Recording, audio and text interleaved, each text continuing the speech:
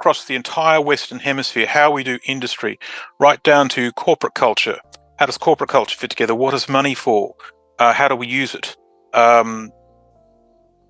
What's our decision-making practice? We all talk about it like these are laws of nature, but they're not.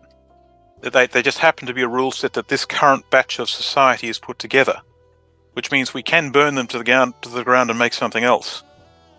And going through that process is, in effect, the time of ashes. Everything gets burnt down to nothing, and you're left with nothing, and you've got to actually sort of build yourself up from that. But working in and amongst an organic farm where you see different systems interacting with each other symbiotically, and if they're not symbiotically, they will, for want of a better word, conflict with each other until they find a balance. Welcome back to Demystify Sci. Today we have a real treat for you. We have Simon Michaux from the Geological Survey of Finland. And Simon has a very, very interesting take on the energy landscape of the future. Not necessarily a critical one, although we do spend a bit of time deconstructing and renumerating all of the different issues with our present fuel economy. But he actually has a solution set that doesn't involve humans bad, we're all screwed mentality that we come across so often. He's actually got a 4-part plan for how we're going to deal with the internal combustion engine, how we're going to deal with readily available and wasteless nuclear power. And the list goes on and on. So this is a conversation that I honestly couldn't be more excited about sharing, because it's one of the first times that somebody's really put a salient solution set on the table that makes sense to me, and I hope it makes sense to you. Simon's whole point is that right now most of the conversations are about the green transition, and the green transition is structured mainly on the back of wind and solar. And if you do the calculation of how many resources you need for wind and solar, just on the foundation of copper, nickel, lithium, cobalt, you really quickly discover that in order to really create systems that have uninterrupted power supplies that can operate year-round, you need like 4 times more raw materials than there are thought to be on Earth, period. And so there's this weird break in the way that we talk about the future of our energy economies, which is that, like, hold on a second, like, these are not immaterial processes. These are founded very much on the mineral wealth of Earth. And we can't do wind and solar. And so if we can't do wind and solar, what can we do? And Simon has what he calls the purple transition, which is based on molten salt thorium reactors. It is based on the combustion of iron powders in order to provide the kind of heat sources that you need for cement production and iron smelting, and ammonia-powered internal combustion engines instead of petroleum-powered ones. There's also some novel battery chemistry that's in there for making sure that we have the capacity from wind and solar to bridge us for the period that the system needs to spool up. And then later, if you're looking to have commercial fleets on land transportation, you can't use ammonium combustion engines for various reasons that we get into. And so you do have to have some kind of battery power. But he makes this case where he's like, lithium-ion batteries are at the absolute bottom of the theoretical power density stack. There's all of this stuff that's way more promising that is made out of much more abundant minerals like chloride, sodium, magnesium. And if we can develop those technologies, then all of a sudden we don't have the geopolitical crises that are spooling out on the back of having to mine cobalt in the Congo, or arguing with China or the other BRICS countries about, who gets the lithium and how much does it cost, and we deal with the petrodollar in there. It's just it's one of the most complete and optimistic visions for a potential future that I have ever seen. And it is super cool that he's got it worked out. Not only that, but it has this circular element where you're using different waste products from each one of these legs of his system as components in the others. It's really, really beautiful. So check it out. Tell us what you think about it. Tell us who we should talk to more about this. I'm really excited to go back and talk to some of our previous guests who are more pessimistic about the energy landscape of the future and put some of these ideas in front of them. we end the conversation before it actually ends. So we get through the format of the purple transition and all of the basic energy foundations that you need for this new vision of how the material economy will work. But Simon goes one step farther, and he's got this thing that's called the Prometheus Project, which is like a model organism of a city that he wants to build in the desert, I think in Peru, where it's a perfectly circular economy where a city of 10,000 people is powered by all of the innovations and principles that he's talking about inside of the purple transition. And we're going to do another podcast where we discuss the intricacies of what that will look like. And many years from this day, we will broadcast from that city. Yeah, absolutely. Hey, there's something that I wanted to ask you guys. I went and I saw that we don't have a ton of ratings on our podcast on Spotify and Apple. And so if you listen to the podcast on any of the podcast stores and you could rate it, that would really, really help us. Because if we could get that rating strong and if we could get a large number of them, that would really help us with our reach. It also helps us get better guests. And if you want to support the podcast with a couple dollars off of your paycheck, that would go a long way too. So we have a really beautiful community over at patreon.com/demystifysci, which you can check out. And we get together once a week and knock our heads about with respect to all of these topics we discuss on the show and more, and where we should be going with it, who we should talk to. And it's just a really, really incredible think tank that's growing. And I'd love to see you there. And not only that, but I think that the patrons are directly the people who are responsible for making this podcast happen. And so in some way, if you support us on Patreon, what you're doing is you're supporting the production of a piece of media that you really enjoy that is freely distributed.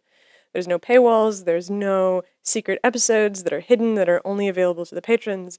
You become a patron of the arts and sciences by joining the Patreon, even if you don't ever come to the patron chat. So consider supporting the things that you believe in and giving us a couple dollars a month so we can keep going because you value the work that it is that we do. With that, enjoy the conversation, tell us your thoughts, and we'll be back again with Simon to discuss the implementation of these ideas in a subsequent episode. See you next time. The scientific revolution starts now. The Demystify Sci podcast. Let us see in the dark.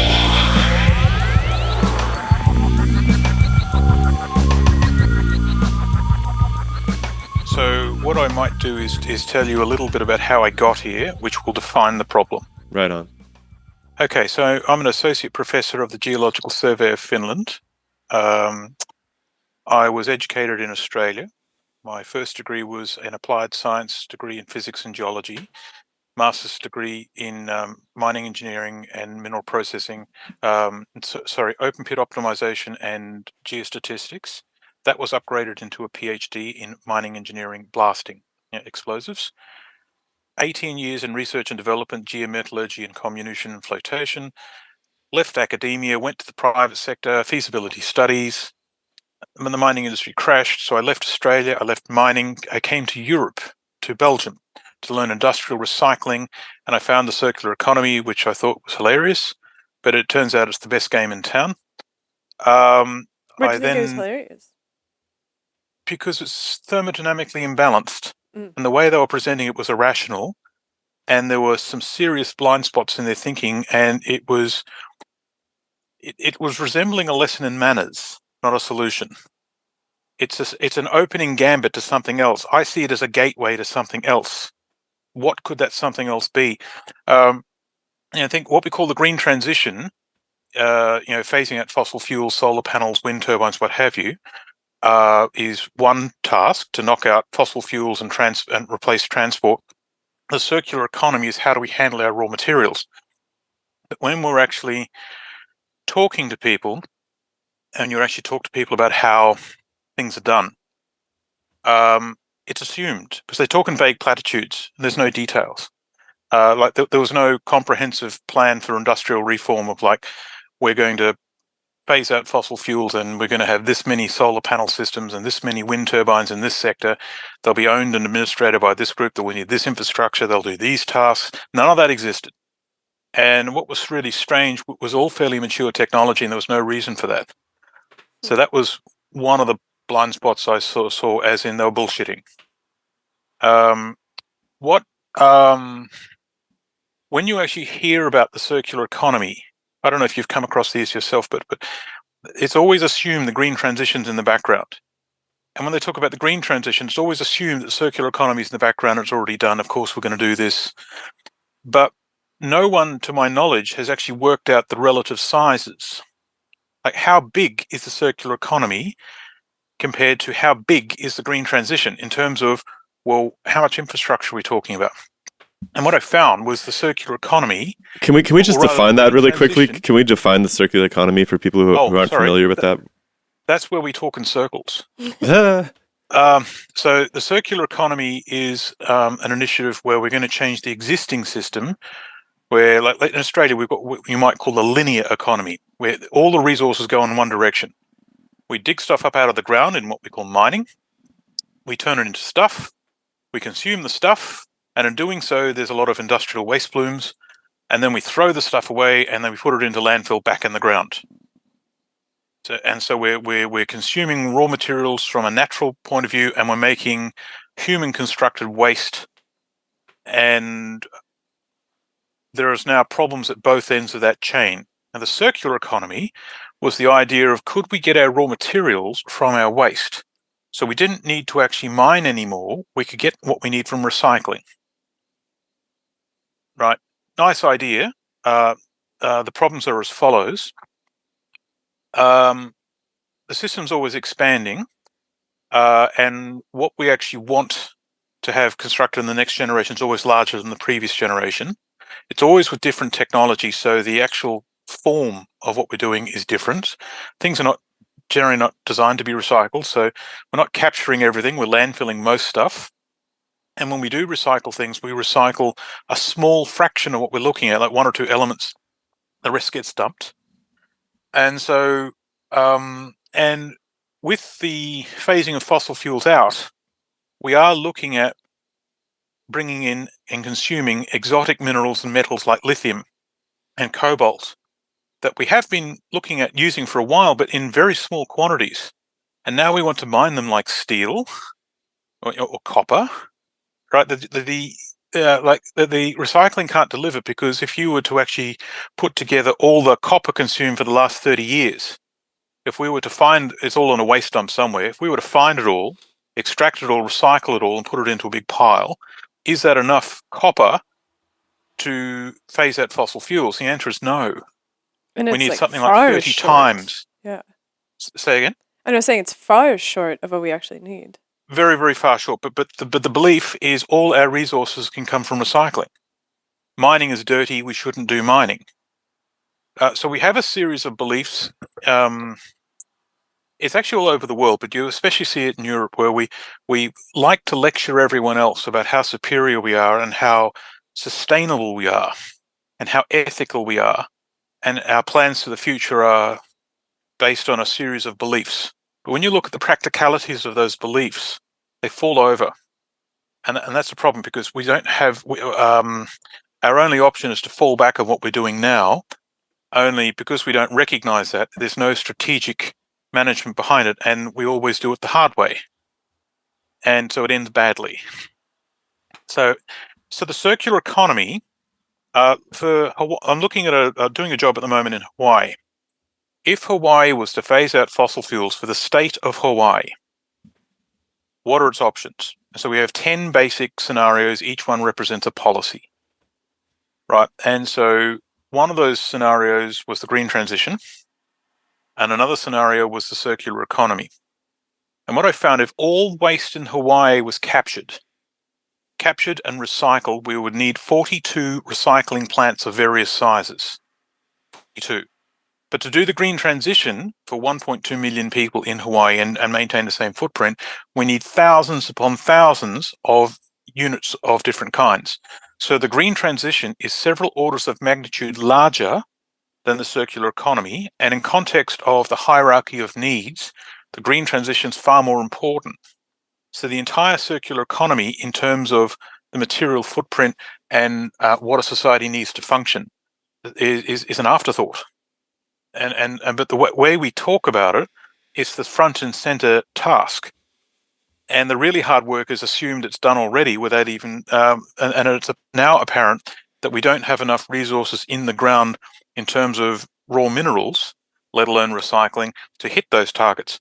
So what I was saying is the existing plan as we understand it at the moment is flawed, but it's not just flawed, it's structurally unsound. So you're basically like the green transition is moving us away from traditional forms of prime mover, which is fossil fuels. And the way that it's talked about is that you electrify everything, but as you electrify everything, you need to develop wind turbine technology, battery technology, tons and tons of copper, all these rare earth minerals. And what you're saying is that there's these two different aspects that are running parallel to one another, where everybody's like, we have a circular economy, which is allowing us to recycle everything and not lose any of the materials that we're mining. That is what allows us to form this green transition electrical future. But you're looking at the actual raw numbers of abundances and quantities that we have on Earth, and you're like, hey, nobody's crunched the numbers on this yet. And when you do crunch the numbers on it, the math just doesn't work out. This doesn't seem not possible. even close. Okay. So, and so you left off the story of your transition when you got to Belgium and you first started to see the circular economy. Let's see if we for a number of years I was sitting in Belgium, attending these these high level meetings in Europe, listening to the H2020 project and the circular economy meetings about their plans for the future. This is what we're going to do. Okay. And what astounded me and what frightened me actually, because remember in Australia, the mining industry crashed in 2013. And people like me were all out in the street at the same time looking for a taxi to drive. And the mining industry crashed, and people who were doing very good work were all going to the wall because there just wasn't the money. And for a period of time, I had to work as a furniture removalist and a labourer on an organic farm to pay the bills. My professional contacts meant nothing. My degrees were worthless, right? And what happened to the mining industry?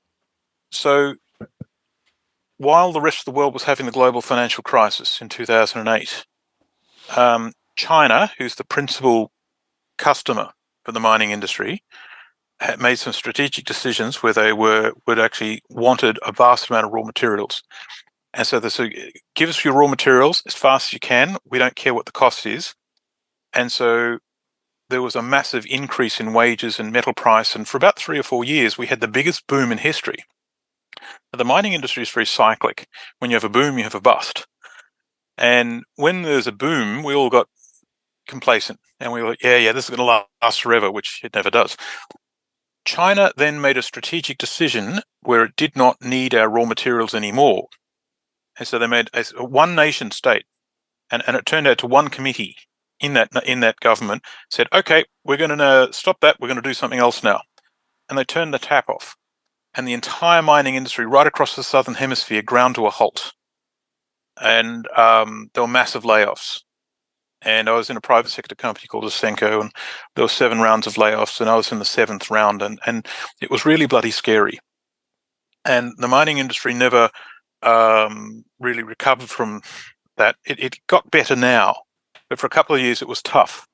At the time, I was collecting information to show that the mining industry was grading into a new business model anyway, and the corporate leadership didn't quite understand what that meant. Costs were going up for a reason, and which means we're grading into a new kind of business model for that mining industry. And corporate leadership didn't understand, which means they're going to do the normal way of operation, which is fire everyone. And fire everyone until the market comes back. It'll be fine. And which means that it was going to be very difficult to work for these guys. And so I had to reinvent myself. It was a real Phoenix maneuver. I must say that time, though, was very good at clearing my head in terms of a lot of the things that you build up in a career. There was a lot of clutter in the head, and I became very self-reliant. And as I like to say, PhD stood for posthole digger. That's for a period of time. That's all it was worth. Anyway, I think that's a really necessary part of a life, right? You start down some path, And then you realize that it's not the path that you thought that it was. And then you shake yourself loose and you spend some time thinking about what's really important. And I imagine that working on a farm must have informed some of your ideas down the line. A lot of them. I also, at the same time, lost my second marriage because I went from 180 grand a year to about 20 in one step. And the pressure that put on my marriage at the time destroyed it. So I lost everything. That's why I try to keep it at 20 permanently, so that I never run into that issue. So the problem is when you get like these high flying wages, you get used to the idea of it and you become institutionalized. And while it was scary, the people who were survived and were able to work in those positions, when I actually went back to visit them, for a few social events, they were terrified. They were absolutely terrified. They couldn't imagine a situation working in a job not what they're doing at the moment, whereas the worst had already happened to me, and all my illusions were stripped away back to nothing. And it was like, now that the worst has happened and I've survived, it gave me the confidence and self-reliance not to be scared of anything ever again. Ever. That's pretty cool. Because the worst has already happened, Your Honor. So anyway, so you're in Belgium, you're sitting at farm. these committees, and you have in your experience that you've worked at this organic farm and that you've been through this collapse. And so how does that feed into it? So the organic farm taught me how cycles work, how the natural world works, how much of the professional world is illusion, how much of our industry thinking is because someone told us to think that way. And like specifically in terms of mining, or you think that just generally? Industry, right across the entire Western Hemisphere, how we do industry, right down to corporate culture. How does corporate culture fit together? What is money for? How do we use it? What's our decision-making practice? We all talk about it like this. These are laws of nature, but they're not. They just happen to be a rule set that this current batch of society has put together, which means we can burn them to the ground and make something else. And going through that process is, in effect, the time of ashes. Everything gets burnt down to nothing, and you're left with nothing, and you've got to actually sort of build yourself up from that. But working in and amongst an organic farm where you see different systems interacting with each other symbiotically, and if they're not symbiotically, they will, for want of a better word, conflict with each other until they find a balance. I had a horse, a Clydesdale horse, and the manure from that horse we would try and compost, which means we had to pick it up. Every now and then he would just casually walk through a fence to show me who was the boss, and then he would go into the veggie patch and eat all the veggies that I'd been growing on behalf of someone else. Like I wasn't an owner of the farm; I was a labourer there, and it was interesting to see how the cycles of how things worked and what happens if you didn't do certain maintenance things. And how that informed me now is a system of industrial management. How do we actually make an industrial system on the same architecture? That is, you've got a series of industrial sites that coexist symbiotically, where the outputs of one are the feed input into another, and they're all optimized together. And that's actually part of the solution I'm now proposing. And it has its origins of me when I'm armpit deep in horse poo and mud in the rain, picking radish. And so when I'm actually in these meetings now and I listen to people talk, I see the illusion of the substance of their work. Because a lot of it is what we call arm waving. There's not a lot of solid stuff behind it. You look behind the curtain, what is there? And it really gave me a perspective, and it gave me the confidence to say, you know what, I can do this. These guys and girls don't necessarily know what they're doing. They're just having a stab in the dark because they can. That's a feeling that I've gotten reading a lot of the green transition work, where it feels like it's very, very profitable to talk about how the green transition is necessary. There's a lot of money that's floating around for consultancies and for governments to have panels to discuss all these climate goals, all of these things that are going to happen, and everybody's sitting around in a circle patting each other on the back of like, congratulations, we've done really good work. Mm-hmm. And so, what are I want to see if we can really precisely trace the path that you took. So you came to Europe after all of this collapsed. You've had this organic farming experience. You've gotten involved with these committees in Belgium. These are government committees Yeah, already? so University of Liège in Belgium. My job was to form consortiums and bring in funding. And I was learning industrial recycling, and the circular economy was the language everyone was chasing. And this one project, H2020, had 99 billion euro for funding. That's billion with a B. And they were feeding something like 400 research institutions and actors across Europe. Like, it was a big project. And I was thinking, well, okay, it might be bullshit, but could I actually have some of that money for my work? I mean, I only want a couple of million. I mean, come on, don't be greedy. But it turned out, every time where there's money, there's actually there's always something. There's always these rules, and that money's always protected. There's Anyway, a ring you have to kiss? lots of rings, and some of them are not very nice. But so what I came to realize, there were a series of blind spots. I was sitting in the audience. In Australia, in the mining industry, we don't manufacture anything. We mine and we do industrial agriculture, and it all gets sold overseas.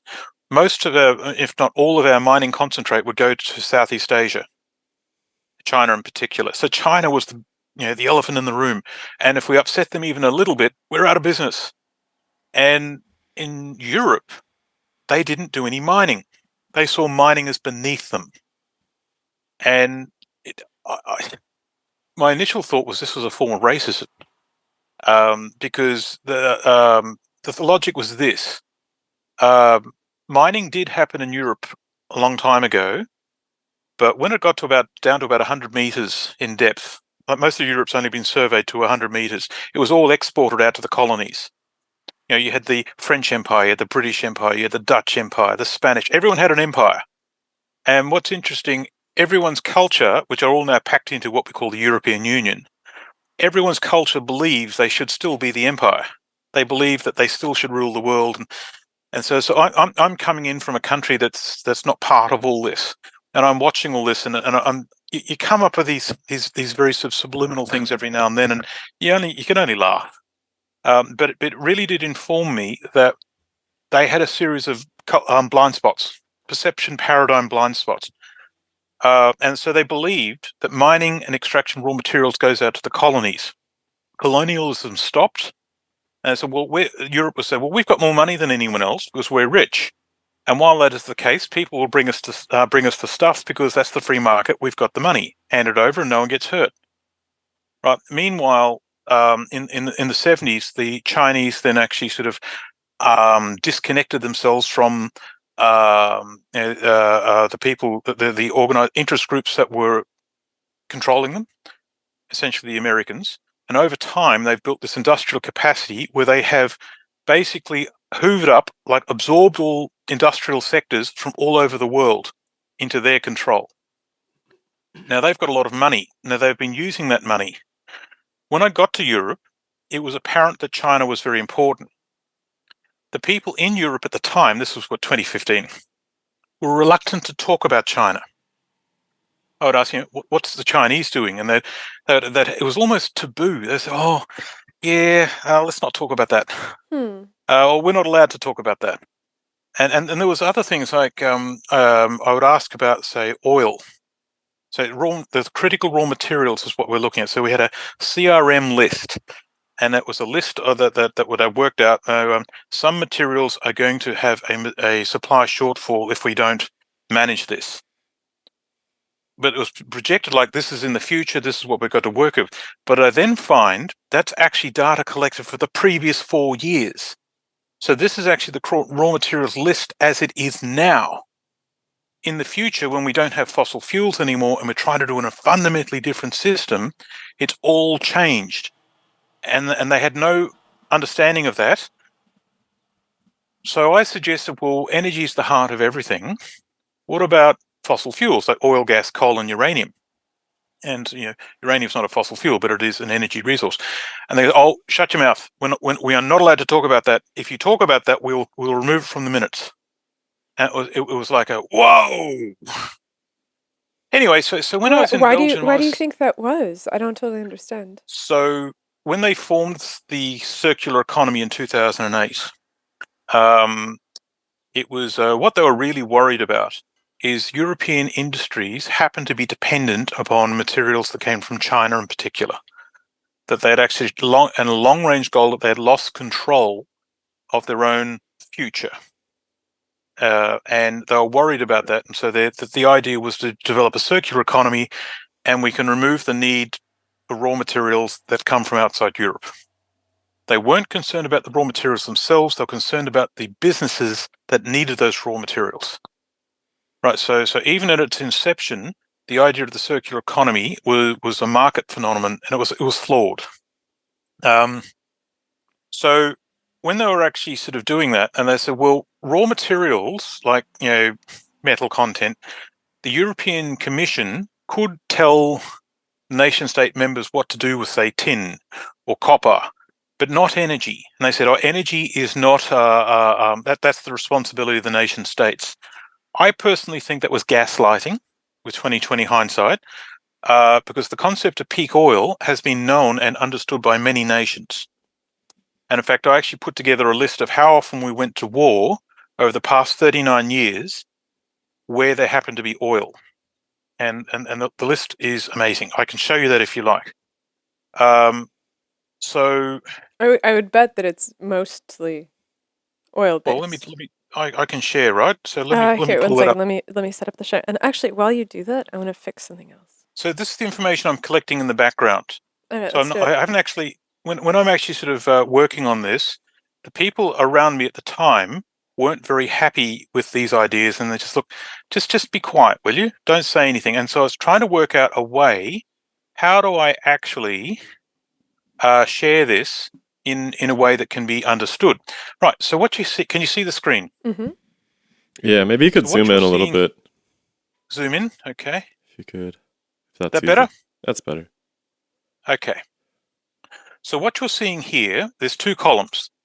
The column on the left is a place where there's been a war, like a battlefield. Iran, Iraq, Kuwait. Also, anywhere we've actually applied economic sanctions. Iran, Venezuela, Russia. In every single one of these cases, they've either had oil reserves and oil production. Now, the countries that are actually applying those sanctions, or the people going to war with, is on the right. So you've got the United States, Saudi Arabia. Iraq used to be a United States ally until 1991.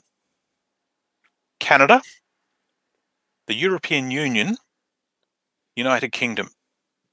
Now, most of them are peak oil literate, as in I found a report, usually in their armed services like the army, that said this is what peak oil means for society, and that report was then made confidential. So I actually made a list of them, and I actually wrote a report about this.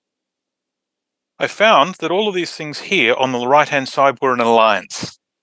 One alliance. Everyone was actually sort of related to, so it was a cartel.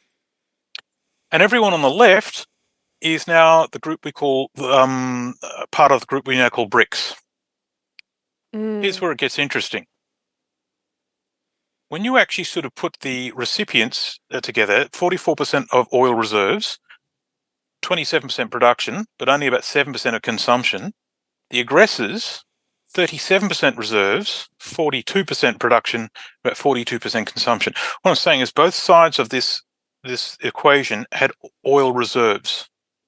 Put them all together, these 10 countries out of the 192, I think, countries in the United Nations, only 10 countries represent 78% of reserves, 64% of production, and about 48% of consumption.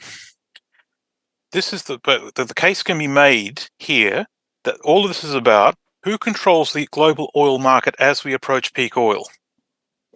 Right. So that's what I was seeing. And so we like to think that the wars that we take part in happen in the background. They're not part of the strategy at all, and it's all about, you know, like some sort of ethical thing like democracy. But actually, it's not just money; it's actually maintenance of empire, and you're looking at it. Can you So have you been thoroughly convinced? You seem to be thoroughly convinced that this peak oil phenomenon has either occurred or is imminent. We've had Right. some different people on the show make the case that this is a myth and that we're Well, nowhere near running out of oil. yeah, so I often hear that. Let me find you something else then, and you tell me what you think here. So, see, there's a lot of people saying such things. All right, here we go. So let me share again. So oil's a finite resource. So are you able to see? Hang on, am I in presentation mode? Not yet. Okay, how about that? Mhm. Yep. Okay, so here is total world liquids production. We had a peak in November 2018. Then we had COVID, the gift that keeps on giving. This is from Art Berman, by the way, on Labyrinth Consulting. He's actually the best analyst in the world of this sort of stuff. So after COVID, we've recovered pretty quickly, and it looks like we're about to overrun this record of November 2018. We think, oh, okay, we're back in business. Watch this. There is different sources for this gasoline. The blue is oil, you know, crude oil and condensate. There's our possible peak oil, and it's going down. And that's now every year that passes, we are, our reserves are declining 5 to 7% a year, and we're not discovering new oil. So peak Could oil a is no case longer be a made theory. that just demand has decreased due to the introduction of green technologies in the last? No, because demand Few is years. consumption of all three fossil fuels has now increased to record levels, and the number of vehicles on the road and the number of distance traveled is all at record levels. Mm. What we do have is biofuels and natural gas liquid. And so it's a we're actually getting gasoline now from a different source other than crude oil in a very inefficient way. This is a band-aid on a bullet wound. So what we call peak oil now has to be redefined, right? But we are now in a place where we are struggling to keep up with production.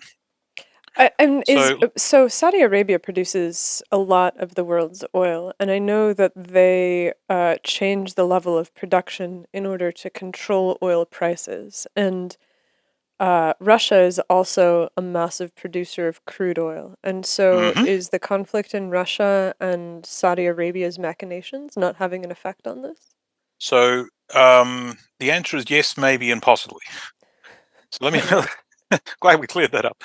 Right, so let me show you some information about why I think what we're seeing happening here.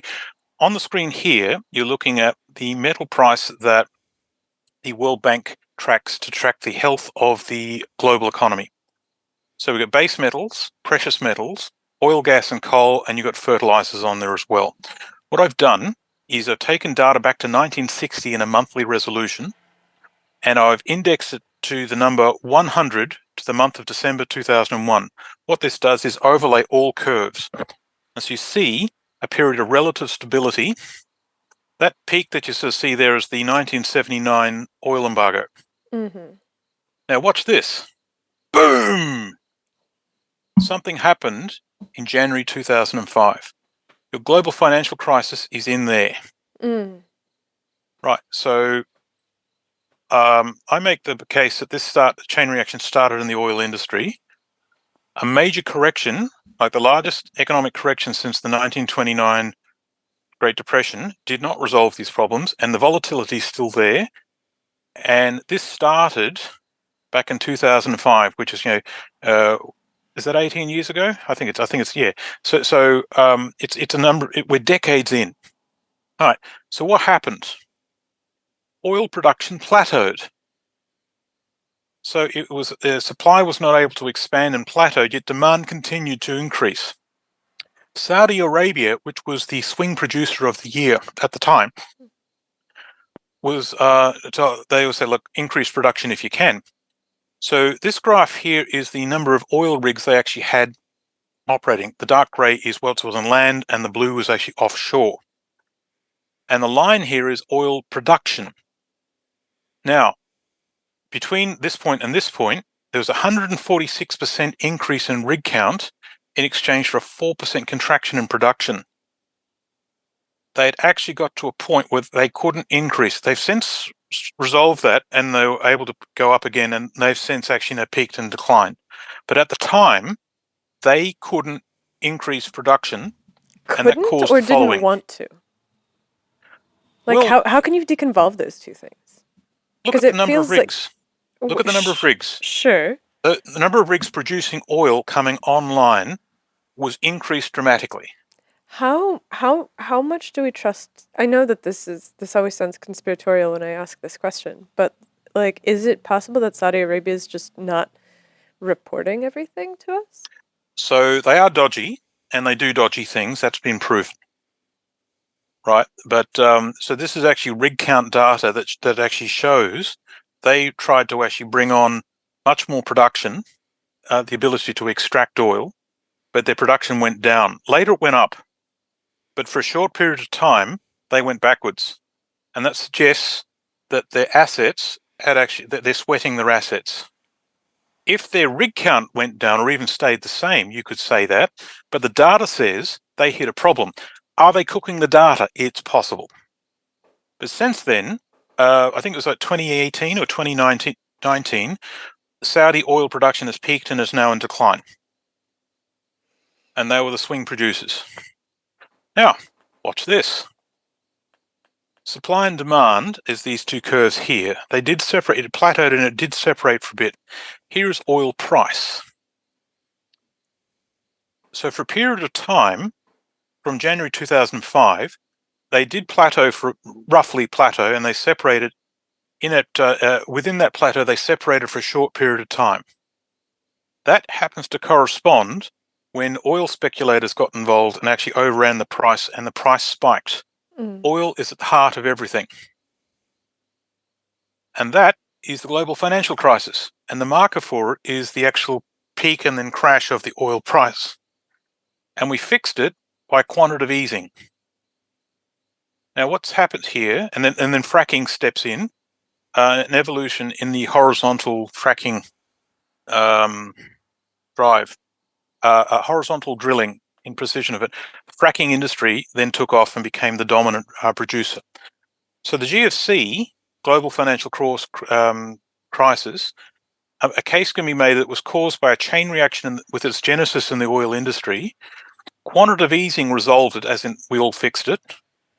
Fracking or tight oil was able to make up most of the supply shortfall, and the United States is now the global industry swing producer, with the majority of growth coming from tight oil. Right, so what I'm saying here is lots of people say peak oil is irrelevant to myth. We've heard it before, but every time there are dates that have a relevant signature we should look at. Right, there was a signature in 2005 that was relevant. There was a signature that was relevant later. Right, so we do have a signature in 2018. It's now years in the past. With each passing year where that record is not beaten, it's harder to beat. So I think we've actually seen peak oil, but what peak oil means has evolved, and we've got to evolve with it. While we're in this data set, watch this. So this is the same data as before, with all these different metals, World Bank data back to 1960, but this time the pinpoint is January 1970. So it's 100, that's in there. So watch this. Boom! And so this is just showing volatility relative to January 1970? Yes. And before your volatility was relative to where? So you got January 1970, and that's that point there. Before that, before it, you've got like a relatively stable. There are differences, but it's a different shape and it's in a tighter window. Post August 1971, we've got amazing volatility, starting with the 1973 oil embargo. When they first hit their first real problem, they could just print money and throw money at it to solve the problem. They didn't have to balance their budget anymore. And so this is the same chart that you showed before, and it seemed like there's this period of volatility in the 70s, a period of stability, and then another period of volatility that started around 2005. What year was that pinned to? So year two. So here's the same data. This is pinned to 2001. We have to also just be really sure that we describe what's going on, because I think a lot of people are just listening to this podcast as well. So, okay, all right. So I've overlaid the prices of all these metals and commodities back to 1960, and I've overlaid the charts on top of each other by pinning the price to actually cross the number 100 in a specific month, and this month is December 2001 equals 100. So you've got the curve and the natural curve, but they're overlaid on top of each other. If they perfectly correlated, they would all be one curve. So what you're seeing is a period of relative stability, and in January 2005, we see a blowout, and it all separates. We're seeing a lot of volatility, and that volatility is structurally, it's still there. In COVID, like what correlates to 2020, we've had yet another spike and yet another blowout. So that period of stability prior to 2001, you can sort of see it along there. The 1970 signature is back here, but it is so small you can't see it. So we've got two points in the industrial system of note. One is 1971 and the other is 2005. And so basically, when you pin the comparison to 1970, you see this massive explosion of volatility that begins in 1970 and then never really comes down. But if you pin it, so it stays at this level here. But see here, look at the scale. So this one, the 1970 scale, it goes from 0 to 1,000. Right, so back in 2005, 0, and it goes up to roughly twice that, 1,800. And so you've got two structures, but you need to zoom in to see it. So what I'm saying here is the system's been trying to thermodynamically correct, and we keep preventing it from doing so, using fiscal policy, printing of money. Excuse me. Why would, I mean, this is also tied into massive geopolitical. Let's clear the screen share. Oh yeah, let's go to the let's go back for now for the just to your camera if we could. Hang on. So stop. There you go. Hello. So it's hard for me to look at this data and not see the stamp of the Cold War, the collapse of the Soviet Union, the emergence of China as a global power, and all of these massive political machinations that are running in the background that, sure, fiscal policy is involved with and oil production is involved with, but it's also, it seems like the stamp of just a different, less simple world.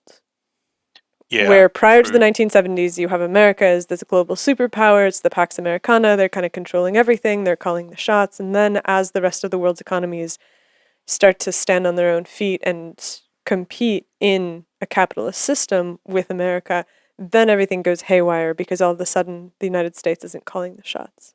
Like, how do you deconvolve that, I guess is the question. So I've got my next map to show you, all right, which I've made since, so I showed you the oil stuff, which I developed when I was in Belgium. So we've been printing money. Every nation state around the world has been printing money since 1970. Now, our debt is spiraling out of control. When I first started, I started taking attention to this, say, in 2008, the American debt was something like $7 trillion or $6 trillion. Now it's 34. Right, so we're the equivalent of living on a credit card and going more and more, and there'll come a point when we can't do that anymore. But it's not just the United States; it's actually everyone. So the whole idea of what's called the fiat currency is about to go into a hyperinflationary spiral, which will require a reset, some kind of currency reset. And what I believe is happening is a massive tectonic shift in strategy, where we're seeing a change from a petrodollar empire to a commodities-backed empire. And this is what I think the BRICS economies are all about. This is what I think the Ukraine war is all about. Mm. Right. So let me just share. Okay. So zooming in. Okay. So this is This is a vertical timeline. it's a vertical timeline. So have you come across the book The Fourth Turning? No. Okay, that's actually a very interesting idea. They came up with this idea that in American history there's an 80-year cycle. Every 80 years they have a massive military conflict. 80 years ago was World War II. 80 years before that was the American Civil War. 80 years before that was the American War of Independence. And that cycle goes all the way back to 1492 in some form. And now we're trying very hard to go to war again. Now, in that 80-year cycle, there are 4 generations, turnings, if you will, social turnings. And the fourth turning is one of chaos. Where chaos, revolution, what have you. It's according to the cycle. It started in 2008 and will finish in 2030, which is remarkable. So what you've got here is a vertical timeline where I'm trying to put together all the moving parts together to try and understand what's happening. 1944 was the Bretton Woods Agreement, where the US dollar became the gold-backed, world-backed currency. Peak oil discovery was about 1962. 1972, the US decoupled from the gold standard. 1973 was the petrodollar agreement, which finished recently, actually, and that's causing some screams of pain. But all oil sales were to be priced in US dollars, thus forcing the world to interact with and engage with a currency they don't control but is fiat. 2005 is the metal price blowout that I showed you. Mm-hmm. Global financial crisis in 2008, the system actually died, and we just haven't realized it yet. The petrodollar failed. What do you mean the petrodollar failed? So the petrodollar, the global crisis found, and they've had to actually patch it up together by printing money at an unprecedented level, and with each passing year, they're printing more money. Right, so this is not a stable situation where it's like, say, it's a one-shot printing of money and then everything goes back to normal. To keep the system going, they're having to put more and more money in. And so they're guaranteeing they get to a point of a hyperinflationary spiral. And with each passing year, not just the United States, but every country around the world is being forced to put more money in. So this is actually not just the petrodollar, but everything attached to the petrodollar is now in a state of flux, heading towards the point where it must default. I mean, Warren Mosler and the modern monetary theory folks are basically like, you can print as much money as you want as long as your debt to GDP ratio stays below 50%. And I've been trying to chase Mosler down about this. I've been emailing him a lot because he's 50%, huh? Yeah, he's basically like, as long as you avoid this 50% line and you have enough domestic production, that hyperinflation in a Weimar sense can't happen. And he doesn't seem concerned at all about the fall of the petrodollar. Watch the see. You're surrounded by people who think, who think in these terms. They're not necessarily that honest. So this is the world debt clock, or the US debt clock, but with the world. Now, from an economic theory point of view, they've got this really rubbery number of the ratio between public debt to GDP ratio should be about, if it passes 90%, then that's when you've got to put in more money into paying off the debt and print money to maintain your economy. That is, you have to go further into debt. Mm. So, hang on. Why am I not? Come back here. I think we should avoid these screen shares. US debt clock. show you the United States first. Okay, so this is the United States. This is the most So- insane website. This looks like one of those pop-ups that would come up trying It to does. convince you to buy boner pills. So you've got $34 trillion of US national debt, and it's going up. You've got a ratio of 122% debt to GDP ratio.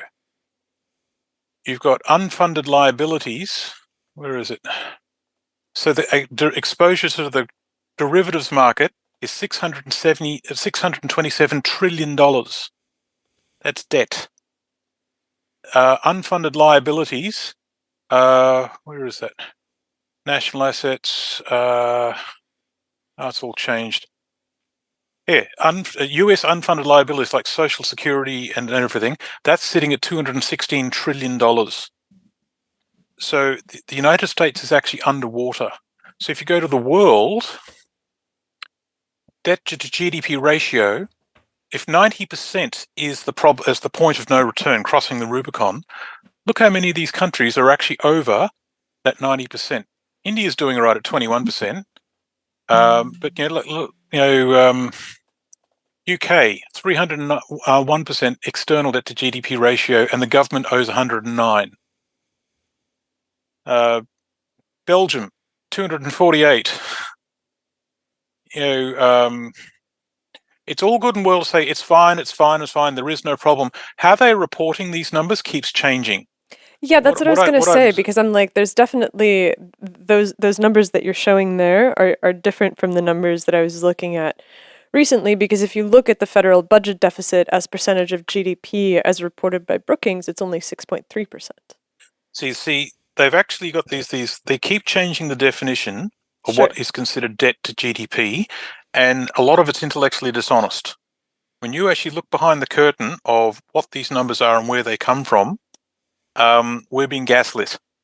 The system is in serious trouble on multiple fronts, and everything is connected to everything else. Okay, so one argument that I could make about this is that if every single country is in the same position, where everybody is just in massive amounts of debt and they're just printing money, is that not just a new set point and a different model for how money works moving forward, now that we're not on this gold-backed standard? What if you've got to actually sort of print more money to pay the interest rate on a debt than you've actually got to run your economy? And with each year, it gets bigger and bigger. You could have a debt And so jubilee if Michael Hudson has long advocated for this sort of thing. Right. So this is what we call the Great Reset. So yes, they're sort of talking about that's one of the ways that usually that's what happens. Every fiat currency in history has actually sort of hit this point where they then do a currency reset. All debt's wiped out, but the currency is also devalued. A new currency comes in. They usually do something like go to war, actually sort of get some sort of business going in what's called the physical economy. But now all countries are actually hitting this point at the same time. So this is what I believe is happening. There's another book called the Thucydides Trap. I can never pronounce it properly. Thucydides was a historian who lived in Athens at the time of the Peloponnesian War, between Athens and Sparta. He picked up on 18 case studies where you had an empire, an ascendant power that was challenged by a power that would rise, and 12 out of 18 of those 18 times they went to war because they were worried that the incumbent power was worried about what the rising power might do, and the incumbent power did not like the idea of losing power. So Thucydides' Trap is actually a book. Do we go to war or not? So the American Is this Graham Allison's book? Yes, Okay, that's actually one of them. Okay, I think it's called Destined for War. Can America Destined and for China War. escape Thucydides' Trap? Yeah. Yes, that the old title was Thucydides' Trap, but it's this basic idea. There's actually several books around this. So the Fourth Turning and Graham Allison's book are actually very useful books to actually understand all this. But so the existing currency of the Anglo based fiat currencies. So we've got the American dollar, the euro, the British pound, the Japanese yen. They're all connected together and intertwined. Even the Chinese yuan is intertwined. The BRICS alliance, which I call the Commodities Alliance, was formed, I believe, as a long-term strategy to get out from under that fiat currency system and get its own independence back. And that's what its purpose was. China has put together a resource plan that dates back to 2002, right? And that plan is actually in progress. And we've got the circular economy where we talk in circles. The Chinese are in the process of taking over large sections of the industrial system. They've got a plan and it's working. They're actually doing it where we're only talking about it. So what I've got here is if 2018 really was the point where peak oil happened, any nation state that actually has oil and gas reserves will understand the true status of their own reserves. Like, US, Russia, China, Iran, they dominate gas production. They will know and understand. I think peak gas is projected around 2030. Like, there's lots of gas, less oil, more gas. But if all oil production is actually connected to the health of the fiat currency system, and that fiat currency system's been under strain for some years, it's about to change. So a commodities alliance has appeared. I think they're trying to set up their own parallel system, but if they do that, because the existing system's so saturated with debt, it will collapse. So now we're in the I still can't pronounce it. Hey, the trap. The Ukraine war, Nord 2 gas pipeline, rejection of Russia from SWIFT, economic sanctions, breakdown of contract law, the Syrian war, and the fun and games in the South China Sea. They're all targeting BRICS alliance countries in some form. So what I think is happening is it's a conflict, and the Ukraine territory happens to be the patch of ground that we've all agreed on to meet, to have the battle of wills over which of these currency systems are allowed to survive. Do you is there some tension to including India as part of the countries that are being targeted as part of the BRICS alliance? Because BRICS is Brazil, Russia, China, India, South America. China, South Africa. Why do you think South Africa is part of BRICS? That's a good question. Resources? They produce gold. Right, this is the game. India is a dark horse. So India, I think, is playing. All of these countries are playing a game. If India came into line with China, their resource consumption would be huge, and that would upset everything. I don't have any actions targeting India directly on the global stage yet. Neither Brazil. But now Turkey has joined BRICS, which means Europe is now in very serious trouble.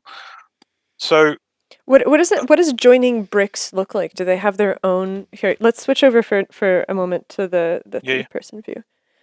Stop. Hello. So, what does joining BRICS look like? Do they have their own meetings and their own committees, like the way that, say, NATO gets together and talks about stuff, or the G8 does, or is it just on paper? What's that look like when you say that it's joined BRICS? So I believe it's an economic alliance where they agreed to trade with each other, and they agreed to have a trading system to replace the American dollar systems like SWIFT, where they can have exchanges between each other in international trade.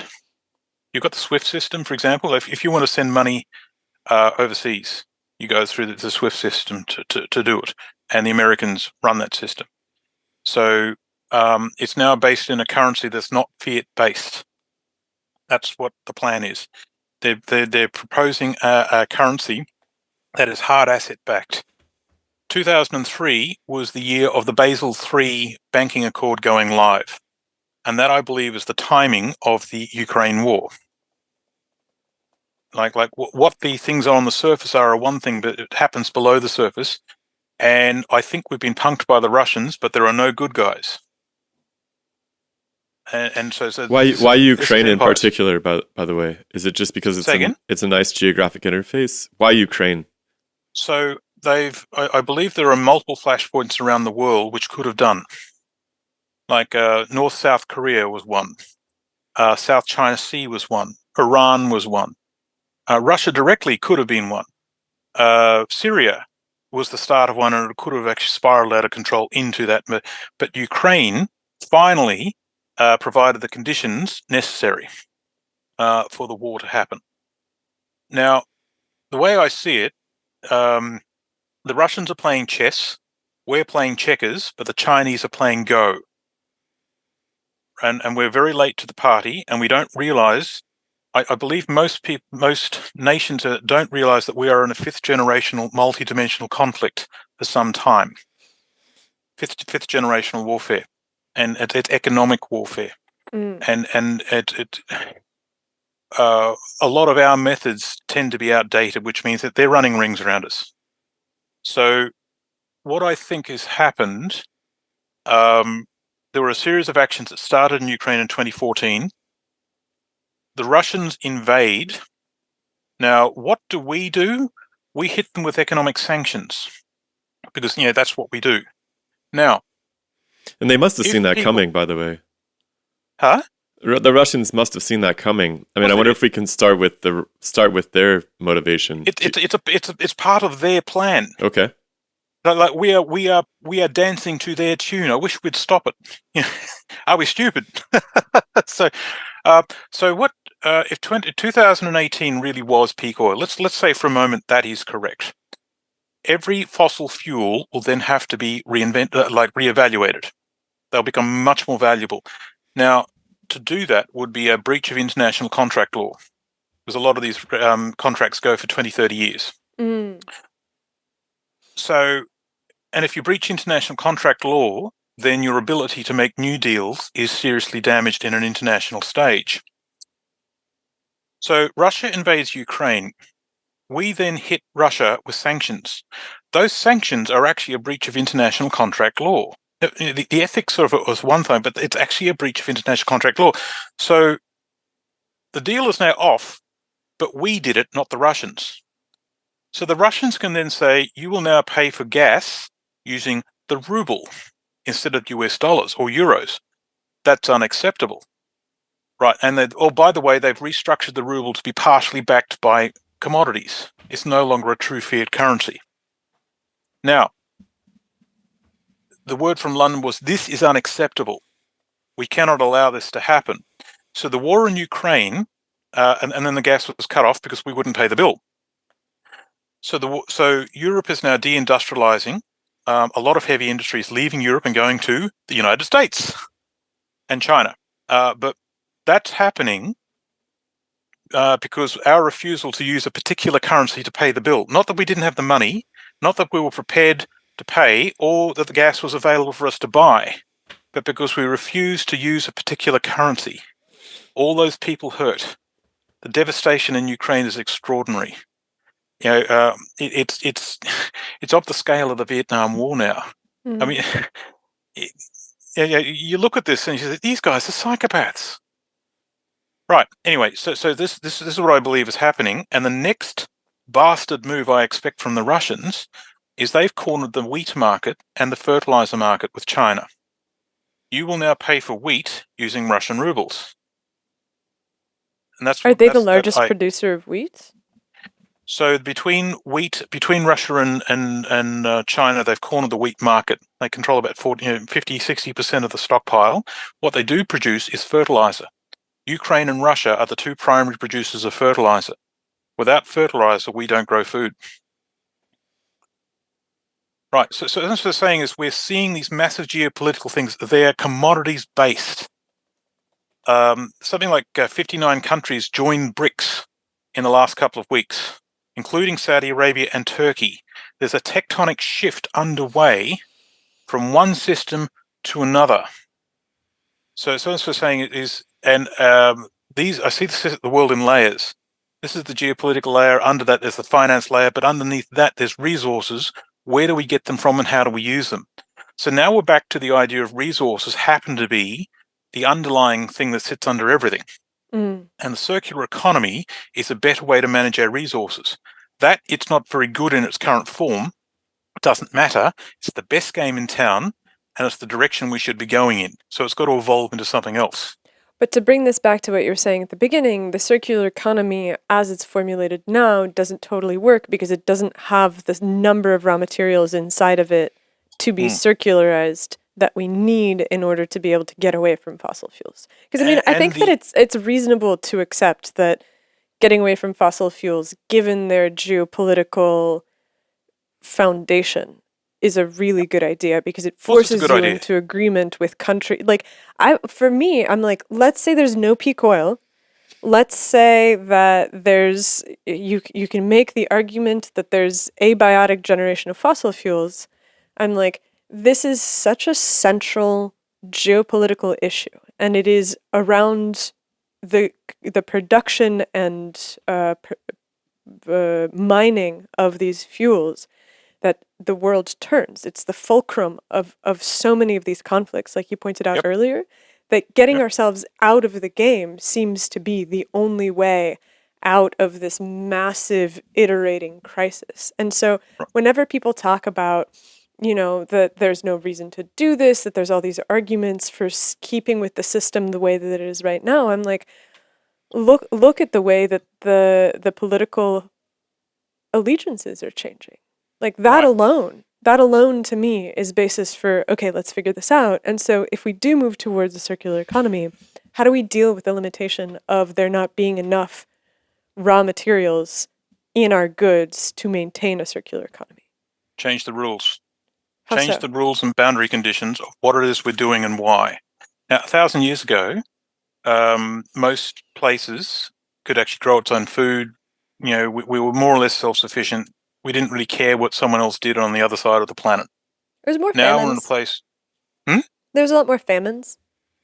There was a lot of famines. There was a lot of trouble in the world. A lot of people died and all that. But in terms of what we needed to do, like to grow our own food, to make our own stuff, we all more or less knew how to do it ourselves. We didn't need anyone else.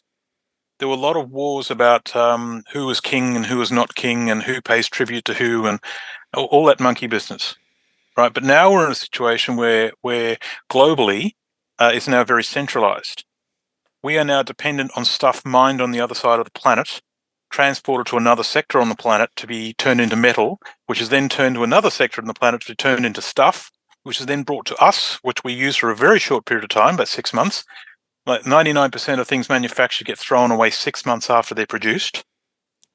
And then we throw it away. And then we buy it all again because our metric for what is reality is this idea of a plastic credit card with some numbers on a computer screen. It's not, we've now got a thing where a virtual world dictates reality in the physical world. And there comes a point when there was a divergence, a clear divergence in 1972. There's the physical economy and the real economy diverged. In fact, I can show that. Where is that? This is actually worth chasing up. All right, let me share, and then we can put this to bed. Okay, are you seeing this yet? Are you seeing that? The last 50 years, right. What I've done here was taken world GDP, which is our metric for economic value, and overlaid it to oil production. And I started them off at the number 100 and the year 1965. In the beginning, when we were winning, oil was energy. Energy was work. Work was economic value. So they overlaid. In 1971, we diverged. We actually started to print money. So world GDP was now subject to a fiat currency where we could balance the budget by just printing more money. Right. So, all right. And so basically, so for those who are listening, it's a chart of GDP compared to oil production. And from 1965 to 1971, GDP and oil production track perfectly. And then in 1971, you see world GDP take off. And so by 1990, there's a 3x difference. GDP is about 3 times higher than world oil production. And we bring it up to now, to 2021, and there's a 17-to-1 ratio. That's wild. So thank you for keeping me honest in terms of describing what's on this thing. I become dependent on PowerPoint to show data, so feel free to give me a hard time about that. We do our best. I think but anyway, Shiloh has I think, been a little bit distracted because there's this enormous work crew outside of our window who appear to be replacing the power lines. And right. so Yeah, this could go sideways at any if moment. this goes if they bring something down and we disappear, we'll figure out how to pick back If up. it all goes belly up, we'll just reconvene and we'll do all this again. Well, we can pick up from Yeah, here. we can pick up from here. But in anyway. general, I think it's better that we just describe these trends than showing them on the I screen. mean, Yeah, okay. I like to see them too, and so I know that you've been kind of worried about having the slides, but I love to see the data because Yeah, then so- it gives me this sense of here's the chart, and if people want to look, it's on Spotify, it's on YouTube, Yes. like these things. So this these is things are what available. we need to do is every now and then pull me up by the lower lip, say you've got to describe what you just showed. My wife tells me a good slapping keeps me honest, so knock yourself out. Oh my goodness. Yeah. So Where do we get to? Well, what does this show? So, okay, we have GDP outstrips oil production. Isn't that technically a good thing that we have managed to produce more wealth on the back of less consumption of oil? So let me show you this then. Another chart. I promise I'll describe this one. I like that you have a screen that's set up to your up to your side, and so it almost looks like you're pulling books off a shelf as you do this. I can do that too. Hang on. Let me hang on. So way behind the curtain there's a bookcase. All right. So what you're seeing, I'm hoping, is this chart. GDP versus total liquids consumption. For some reason, I don't think that this includes water. No, this is actually liquids. So this is what we're seeing here is economic value is GDP, and total liquids is our consumption of gasoline. Gasoline, diesel fuel, and anything like that. So what you're seeing is for the year 2018, where each national economy fit in that, like what is the correlation between GDP, economic value, and our consumption of petroleum products like gasoline or diesel. And when you put a line through that, 92% correlation. So what that means is, and there are no exceptions, more oil consumption, more economic value. Less oil consumption, less economic value. We're a petroleum-driven society, right? And that's what that means. So we're consuming more fossil fuels than ever before in a record context. Where our system's larger than ever before, we're growing. So our dependency on fossil fuels has not gone away. But it seems like somehow it's become more efficient since 1970, right? Because if the correlation is still so tight and we haven't increased oil production anywhere near as much as we've increased GDP, it seems like we've figured out a way to get more out of every barrel of oil than we were in 1971. So the way to interpret this chart for me is that the other chart where things diverged is less. Let me just knock that out. Less for every unit of physical action, we're now getting more and more value out of it, but that value is increasingly detached from reality. But our ability to actually function is grounded in the natural world, and in oil in particular is a natural product. So this ties into I don't know if you've spoken to Michael Hudson or you're familiar with his work, but he makes this case that the growth in GDP is a growth in the rentier class, where we're seeing, and it kind of sounds like what you're saying, which is that it's not hard goods that are producing this increase. It's like financial markets, it's rent, it's service economy, it's things that are derivatives, soft products of the economy, not that we're making more products necessarily. Right. So, like if I told you I'm now a billionaire because I typed in some numbers into my Excel spreadsheet, does that make me a billionaire? It depends if the Excel spreadsheet is at a bank that would. Does it give you purchasing power? That's what I'm saying. It's our agreement between us that Excel spreadsheet is reality. Right. So now we can do that till the cows come home, but our ability to live is still based in the natural world. So we are still highly dependent on oil to do everything. But that oil has now hit this signature we call peak oil in 2018. And in 2005, the physical world, like metal price, has hit a structural blowout that's correlating with a change in the oil industry. So as we're saying is, instead of saying peak oil is Tuesday, 2:00, November 9th, 2018, that's not the way to look at this. Is if it takes a good couple of decades to invent the system post-oil, right? If it's around now, we haven't even started the real work. That's the problem. If oil ran out sometime in 2080, we've got decades, nothing to worry about. I think you mentioned before that the case can be made that oil is abiotic. Now, if that is the case, we are not managing our oil reserves like they're abiotic. We're not allowing them to replenish. We're stripping them out as fast as we can. And they're controlled by corporations whose only interest is profit, not resource stewardship. Absolutely. Right. And this is Even why if they're abiotic, that doesn't mean they're regenerative either. Like they could be from the formation of the planet or something like that. So I've not actually. I've been asking people to actually sort of sit me down and say, like, give me a scientific report that makes the case that oil is indeed abiotic.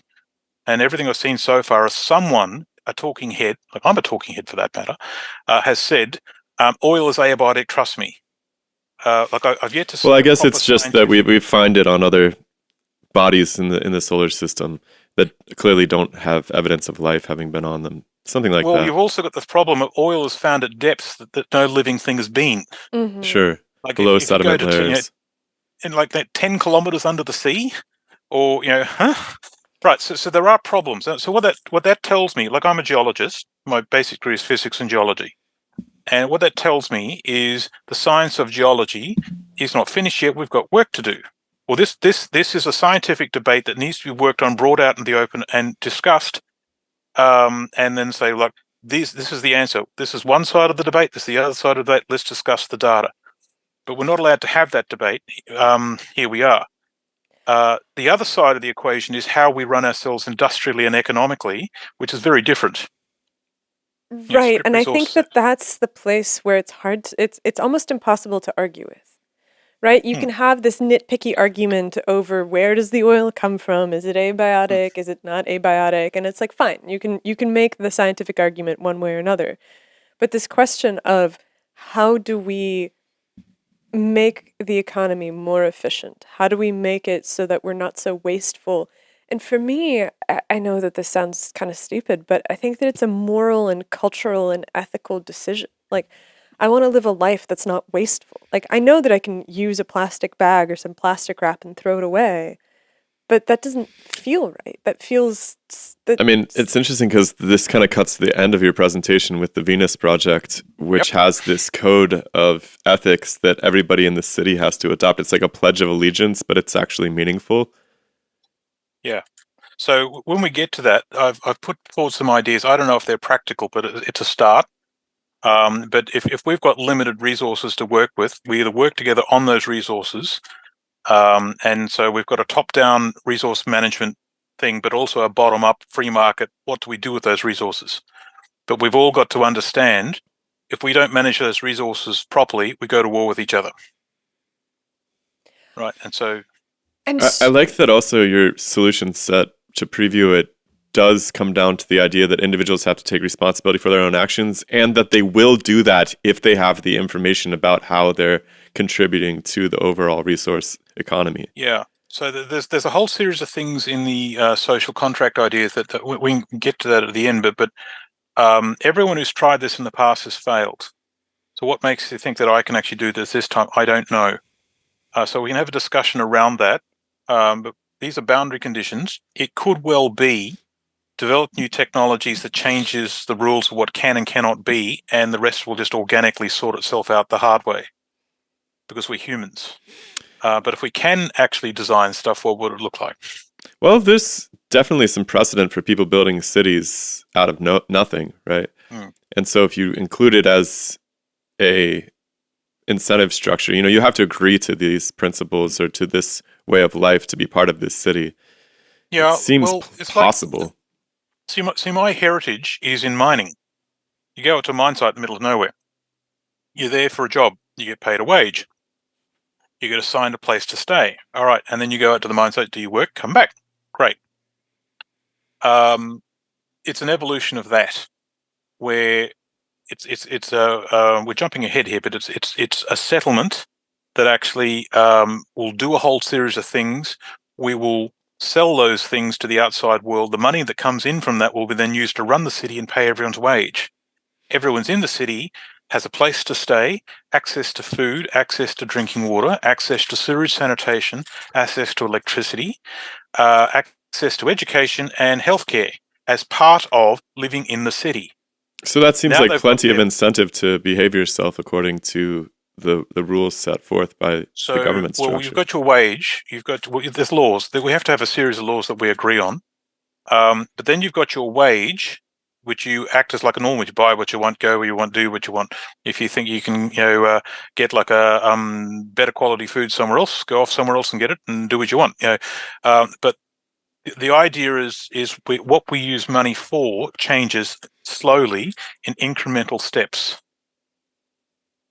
Right, and that was the idea. So before we get to that, what is the underlying force, the underlying structure under that is how do we, what are the structural bits and pieces that actually make up the system, that make it possible, that would be an actual solution? Like I've just finished poking holes in fact, let's finish the green transition sequence and then we can move on to the solution. Mm-hmm. So nope, that's the wrong one. This is the problem with having too many open. All right, give me 2 seconds. While you do that, there's something about the camera that I need to adjust. I'm sorry. Here we go. All right. So let me first of all describe the work. So let me know when you can see this. Yep, we got it. We need to go full screen on it. There you go. Yes, no, we'll wait. We'll wait till she comes back. You can or do we just go? Yeah. All right, go. So this is what I presented in Australia recently. And so the questions I asked was, what's required to phase out fossil fuels? How big is the existing system? And what do fossil fuels do for us? What are the primary tasks of the green transition? And then wind and solar, what do they need? What's the quantity of metal needed to construct a complete system that completely replaces everything? And can recycling supply this quantity, and can mining supply this quantity? And if that won't work, what will? And this is where we're leading to what we call the purple transition. So I asked the basic question, will the green transition work for all of us the way we think? Well, how do we continue to resource this? So there are 3 maps. So this is the first map of the work done, where on the left we've got the fossil fuels, then the major tasks. Then if we were to knock them out and replace them with different things that are not fossil fuels, how do we get to the end? So what were the physical tasks in 2018?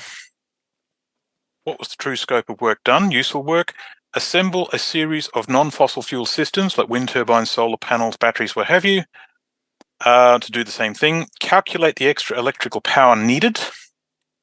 And then using an energy mix proposed by the IEA for 2050, how many new stations will we need? Like how many solar panels are we going to need to do this?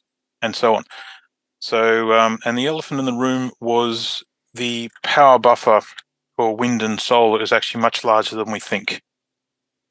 And that is a problem. And until we solve that problem, wind and solar are not viable as the primary energy solution going forward. They're a support system. You make this case about the power buffer, which is that wind sometimes goes away for weeks at a time, and it's spread out through an entire region. So if the UK is wind powered and the winds die in the UK, it's entirely possible that the winds also die in Germany and France and Belgium all at the same time. And so these countries can't trade grid backup between each other. And so instead of having 6 or 7 hours of buffer, you were talking about needing like 2 to 4 weeks of buffer. Yeah, and in fact, the real number could be closer to 12 weeks. And so, It's a lot of yeah, buffer. so this is the problem. So 1.4 billion vehicles traveled 16 trillion kilometers in 2018. We need something like an extra 50,000 terawatt hours of power, which is like 800,000 used power stations. Put this in context, in 2018, we produced and consumed 26,652 terawatt hours. So it's, roughly half that. And the power plant fleet was 46,423. So we're talking about more than 10 times the power stations to do this. And this is, if we took out a single coal-fired power station, how many solar panels do we need to replace it? That's what that is. So this is an audit of an energy grid in America called PJM RTO. They manage like 100 million people. And so this is like a full year audit for wind and solar. And this was, and then you get onto the website and download this information. And so what I found was that wind and solar underperformed for 4 to 6 months of the year consistently. Like for several months in a row, things were a problem.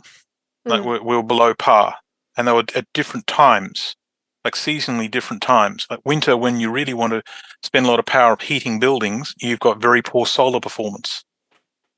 And so this suggests the idea that conventional thinking that 6 or 7 hours is enough to balance the difference between winter and summer is ridiculous. So here's like a case study in Spain of concentrated solar power for June and November, like summer and winter.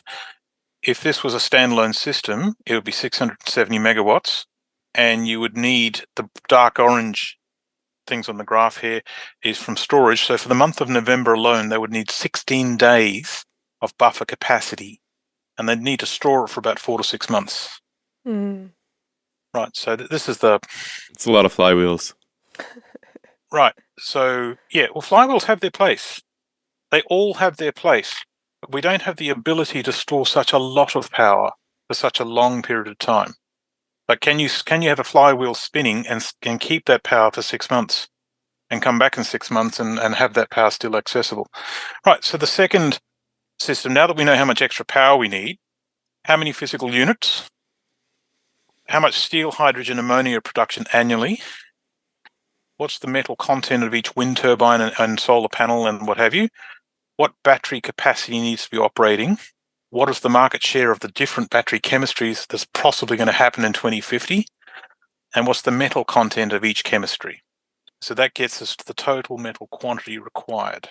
And so when we got that, how do we get it? So now we know how much metal. So where do we get it from?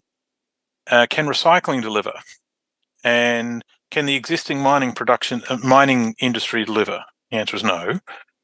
Can we expand quickly, like falling back on mineral reserves? Or can we, for example, look at mine resources? Or here's a really dumb idea: can we mine the seafloor? Or do we consider developing a fundamentally different plan? And that's actually the answer. So where this goes. Why is the seafloor dumb, by the way? We had a lady a long time ago present a really interesting plan for just scooping up these balls of metal that are the polymetallic nodules. But I think so the metal is Simon down there, makes the obviously. point that it's not enough. The metal is down there. We don't know enough about enough metal, but to mine something like, enough of that order to deliver, say, 20 million tons of copper a year to the market. Think of the sediment pollution that would then impact the ocean and what that would do to what's left of the wildlife down there. That's the problem. Gotcha. The environmental impact of mining. You can mine in a small volume in a boutique fashion, but now start pulling 3,000 tons an hour off one site. That's pretty much the rest of the fish gone. Right. So what you're looking at here is the numbers for there's 4 buffer sizes for wind and solar. 6 hours is what the conventional thinking believes, all the way out to 12 weeks. So 6 hours, 48 hours, 28 days, and 12 weeks. Then you got on the left-hand side the mining production of the global mining industry in 2019, the last year before COVID, the last year of sensible data. So let's pull out copper. How many years of production do we need to actually hit to produce enough copper to build the buffer? So if it's 6 hours, that's about 12 years. That we could do. But if the real number is between 28 days, which is 254 years, or 12 weeks, which is 745 years, right? The scale of the problem is unprecedented. And we want to get it done in 25 years, by 2050. So let me just cut to the chase. Right, so what you're looking at here, I presented this slide to the UN and the audience clapped. There's, for those that are listening, there's a giant bull defecating in the corner that's crossed out while it pulses. No bullshit plan. Yeah. So the graph, that's a bit of a distraction, sorry about that. So the graph graphically shown is you've got the amount of metal you need for the 4 different scenarios based on the buffer. And then you've got the grey, white, and black column next to it for reserves, resources, and what's under the sea. And the amount of metal that we know on planet Earth, like the amount of metal that we know of, for copper, nickel, lithium, cobalt, vanadium, and graphite, are far, far, far less than the amount of metal we need to produce enough units to maintain our existing capacity as it was in 2018. So that's just to stand still, 4 or 5 years in the past. So what I'm saying is this is not possible. It's never going to be possible. We've got to go back to the drawing board and do something fundamentally different. And I mean, it's a shortfall. So if the 12-week buffer is what's actually necessary to power the entire world with wind and solar, the shortfall is enormous. It's like a 4.5x shortfall of copper alone, and then the other rare minerals are even, much greater shortfalls. So the case that you're making is basically, if the green transition is planned to be exclusively wind and solar, we literally do not have the material resources that are necessary in order to even begin to make it work the way that we expect electricity to work right now, which is to not have 3 hours of power a day. Wind, and then no solar, power for hydro, nuclear, geothermal, biomass, like the split proposed by the IEA. Now, you could say that we're going to make batteries out of something else other than lithium, even though the rest of the world is determined to focus on lithium.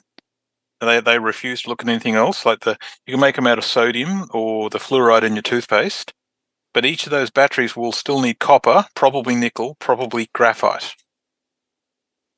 Right. So what I'm saying here is the plan is fundamentally flawed.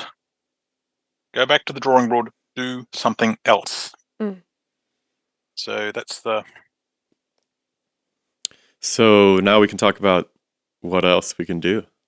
Yeah. So before we move on to that, do you have any curly questions? I mean, I think that the questions that I have are largely focused around implementation of the solution, because the arguments for we were talking in the pre-show, I just finished Ed Conway's Material Worlds. I read Smill's Energy and Civilization. We had Nate Hagens on the podcast. And so a lot of these questions that we're talking about right now, we've established in one form or another on the show. The problem as is being real. Possible. Yeah, the problem is real. So I find myself in this odd situation where I'm blazing a trail between tribes out into the middle of nowhere, where I'm now proposing a solution. And people prefer to hear about doom. They don't want to hear solutions. They're more comfortable hearing that there's a problem. Yes, and they tend to get quite what is that? What is that? Because we find that all the time. Like, people love hearing themselves talk about what the problems are. Yeah. And then you're like, okay, well, what should we do about that? And they're like, they're like, we're screwed. Yeah. It's the mechanics of hope and the mechanics of I've now got to get off my butt and do something. right? So if we say we're screwed, well, nothing we can do. We can have a good whinge about how terrible the world is and how bad everyone else is and how superior morally we are. If we were in charge, it would be different. And but it's not, and nothing we can do. But hold the phone. If there is a solution, I've got to change my behavior to make it happen. I don't know about that. Oh It's yes. so surprising. It's a surprising aspect of human nature to me because I follow anybody who has a great idea about what to do. I don't understand why people are jumping on these people with zero solutions. It's very strange to me. I think it's entertaining. I think we've been conditioned to, on one hand, the number of people I come across in an official capacity that are told not to say anything negative is extraordinary.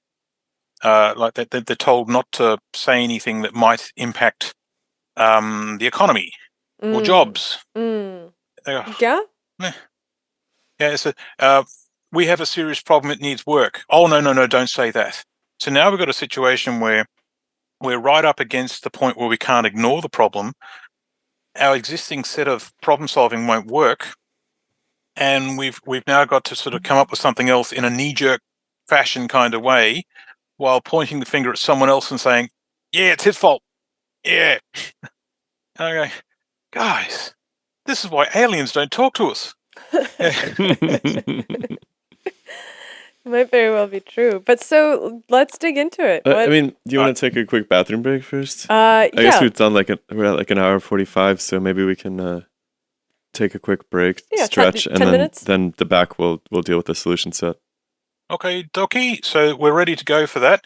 Have you been through the Venus document? Yes. And the presentations that you sent as well. Okay, all right. So rock and roll.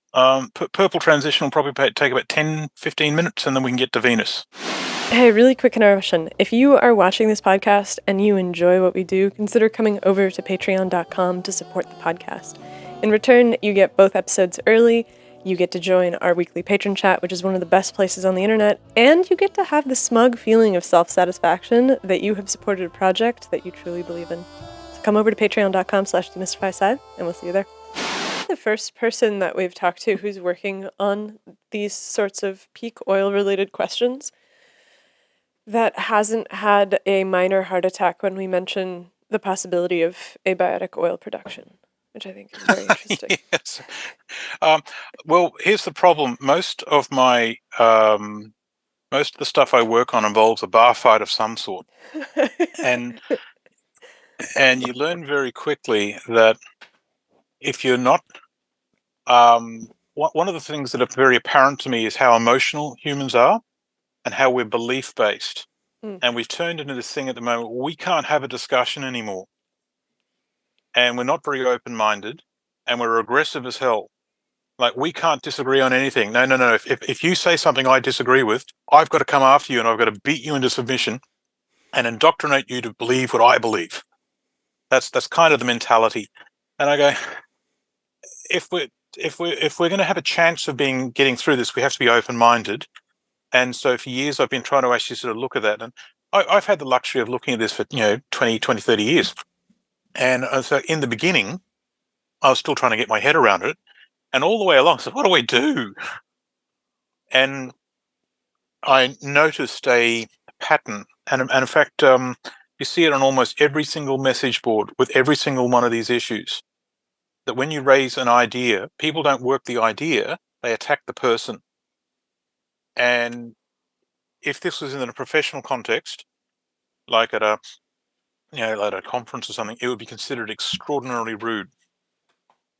And then when I started working some controversial ideas, the number of times someone would contact me and say, you really shouldn't associate with that person, or you really shouldn't have that reference in your report. You will damage your reputation and people will think less of you.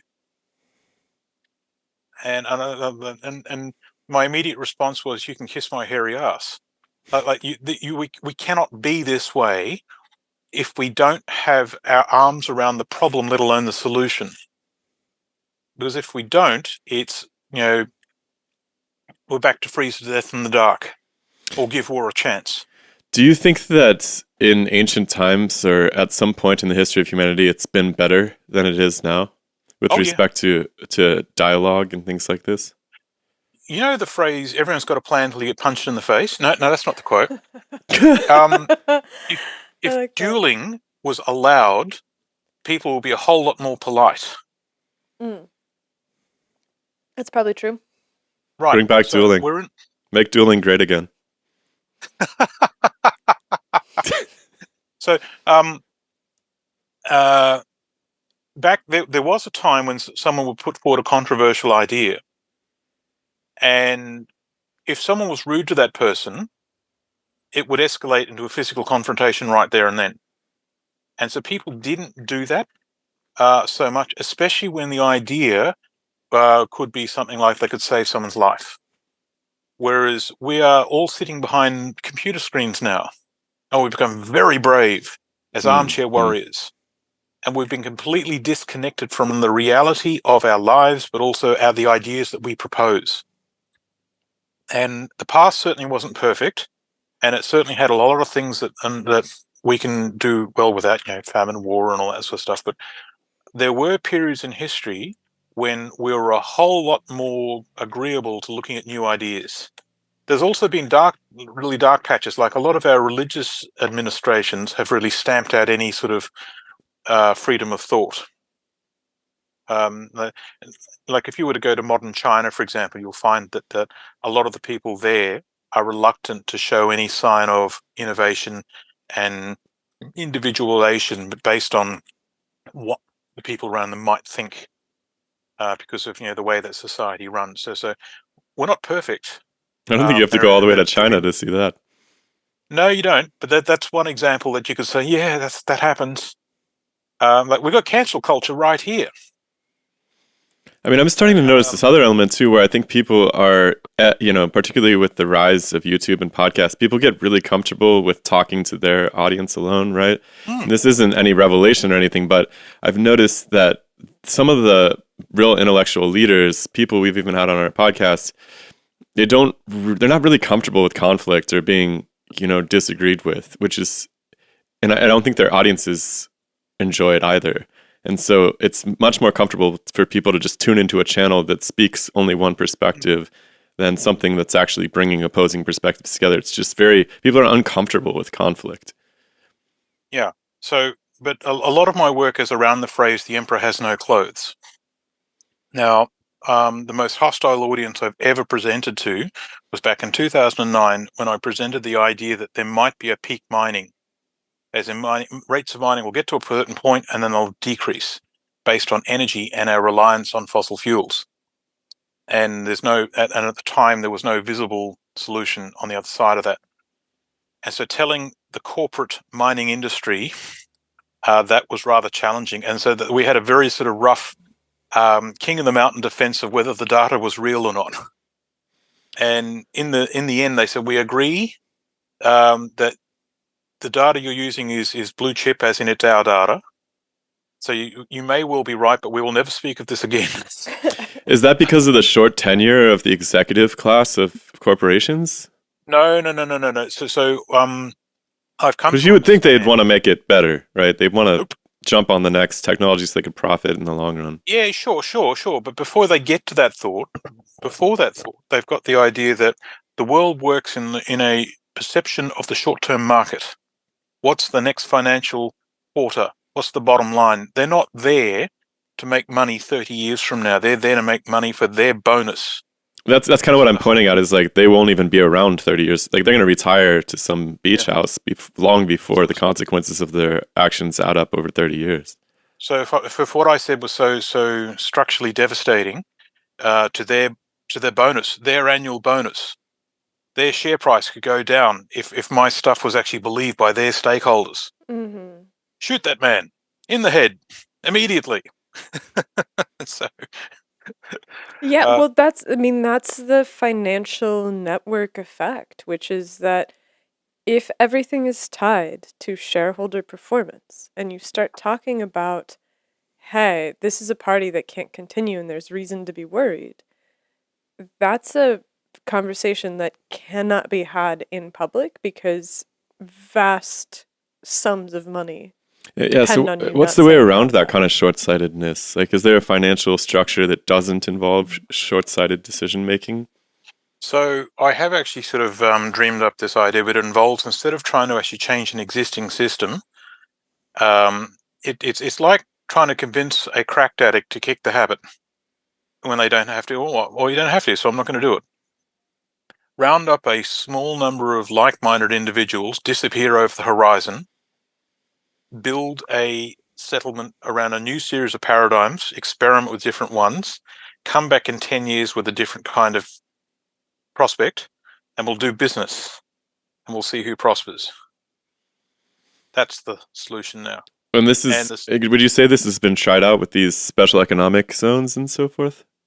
So, but they're also operating, everyone's operating to a mandate. I'm not the first person to come up with this idea. Lots of people have come up with this basic idea, but everyone's doing it to a mandate.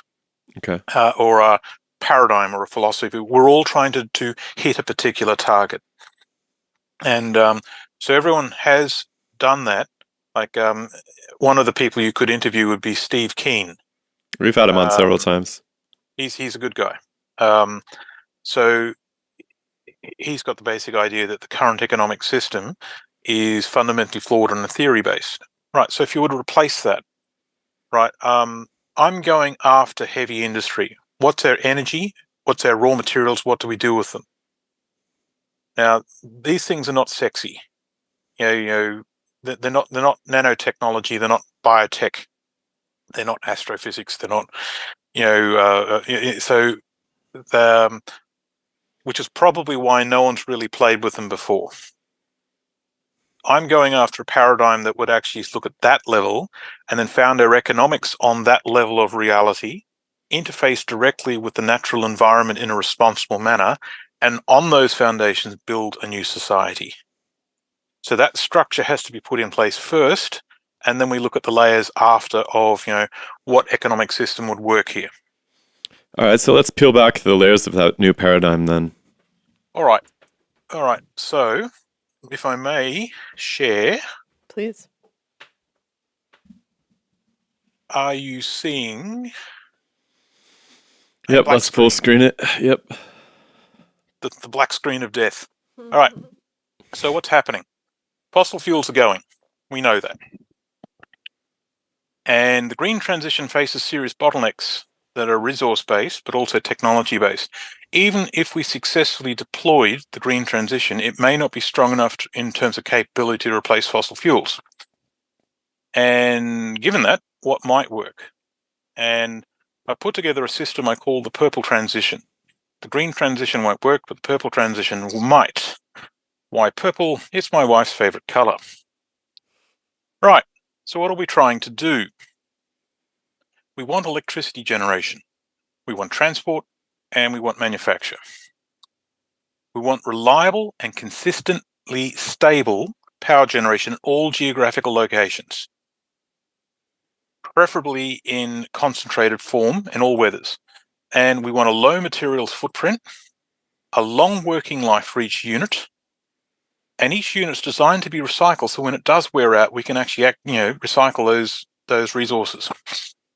We want a minimal waste plume with a very low environmental impact. That's the laundry list. And once we've done that, you can have the rest of the day off and a nice lie down. Right. How do we do that? At the heart of everything, there is a reimagined commodities sector. You've got a gray, but real quick, I'm sorry. There's like a big gray bar across the top of your screen. Can you? Big gray. What is that? Do you see that? That's actually. There we go. It's just showing your titles. There we go. Okay, nice. Yeah, that's actually the Zoom share bar. Is it still there, or is it gone now? It looks fine now. Okay, so it comes down every now and then. I've got to push it back up. All right. So when we watch the 6 o'clock news, we hear all about the economy, and they talk about the stock market. Sometimes they might talk about different technologies, but really it's all about the money. Right? We fundamentally misunderstood reality. What actually happens is this.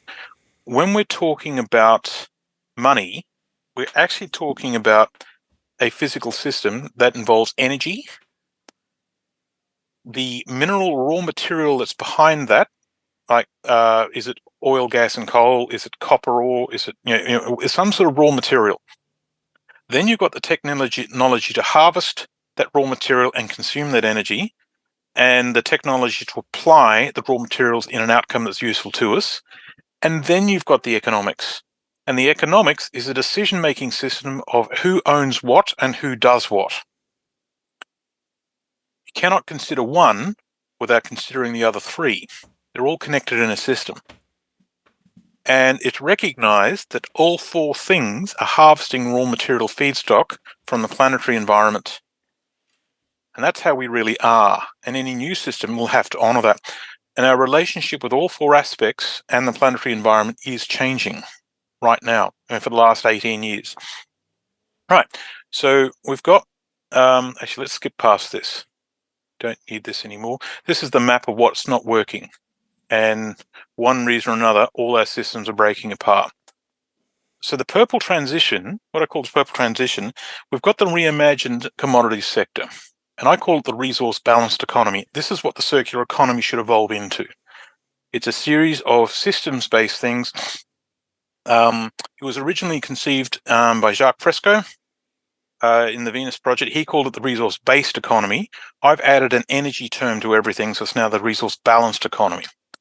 Around that is four technologies: thorium molten salt to generate electricity, combustion of iron powder to replace coal, ammonia-fueled internal combustion engines, and make batteries out of something other than lithium-ion chemistry. The secret sauce is not any one of these technologies, but how they're actually fitted together in a symbiotic fashion. And so you end up with this. That's actually a molecule of, I think it's methane, CH4. But you've got the resource balanced economy in the middle, and around that you've got your four bits that hang off. But it's the resources at the very center of everything. Right, so let's look at thorium first. Thorium molten salt reactors in a modular form. So this is the, what you're seeing here is the title page of a report from 1972 of the Oakland Ridge Nuclear Laboratory, basically a status report of several decades of research saying that molten salt technology for generation of nuclear power works. Now, what this is, a normal reactor has got like solid fuel and rods, and they insert it into a environment, and they bombard it with neutrons, and that heats water, and that water turns to steam. You've got like fissile uranium. This is thorium and a little bit of uranium in a salt form. They bombard that with neutrons from a neutron source. The neutrons convert or transmute some of that thorium into a fissile uranium isotope called U-233 that heats it up. The heat melts the salt and it starts to flow like a liquid. That liquid then moves around a heat exchanger, and heat is transferred to another heat exchanger, which then turns water into steam. That steam turns a generator generates electricity. So you've got molten fuel that's then kept hot by the decay of uranium inside the reactor. The fuel you put in is thorium-based, and it's not radioactive. It's what's called fertile, so it's not as dangerous to handle. Because it's already molten, you can't have the reactor melting down. Because of a phenomenon called Doppler broadening, this reaction, if it gets too hot, it will cascade and collapse in on itself. Right, so it can't actually sort of run out of control and have like a Chernobyl or a Fukushima system. You've also got the concept of a freeze plug, where if it gets too hot, then the fuel just drains out of the reactor and can be managed safely in a series of small contained units. Fuel, it's what's called neutron absorbing, or the colloquial term is poison. It actually absorbs neutrons and actually disrupts the reaction, can be taken out while the reactor's running. And fresh fuel can be added again while the reactor's running. So this is a small system. It's fundamentally different from conventional nuclear, almost to the point where it should be called something else. Here is the Oakland Ridge salt reactor from 1969. It ran for 6,000 hours without a problem. It proved it worked. In China at the moment, there is a system that's actually running, and it's actually commercially selling power. It's only 2 megawatts. But the Chinese and in fact, all BRICS countries are actually looking at this very carefully. Once they actually sort of put it through its paces, I think they're going to mass produce these. So let's look at the difference between the different nuclear systems. 1 gram of uranium or thorium of the right isotope can produce 24 megawatt hours of thermal energy. Let's start with uranium. We are going to mine 156,000 tons of ore and make, through conversion and then enrichment, 36.9 tons of uranium fuel rods. That most uranium is uranium-238. That isotope is not useful in maintaining a nuclear chain reaction. You need uranium-235. You've got to enrich that because most uranium is only like at 0.7%. So you've got to enrich it to the point where it's useful. That's the enrichment process. It needs about 4%. You put it into a nuclear reactor and you run it for 365 days. You generate 10,000 gigawatt hours of electricity. And 96% of those fuel rods come out as waste. So you end up with about 31 tons of waste. And that is mostly uranium-238. Why? Because it's uranium-235 that generates the reaction. Right, let's do the same thing now, but with a thorium MSR. We're now going to mine 290 tons of monazite sand. So already the front end of this sequence is several orders of magnitude smaller. From that, we're going to make about 1.3 tons of thorium fluoride salt. It's like a combination of things. It's a small amount of uranium, a bit of beryllium, a bit of lithium-7, all that. You put it in the reactor. You generate 10,000 gigawatt hours of electricity, and about 3% of that fuel is not consumed in the radioactive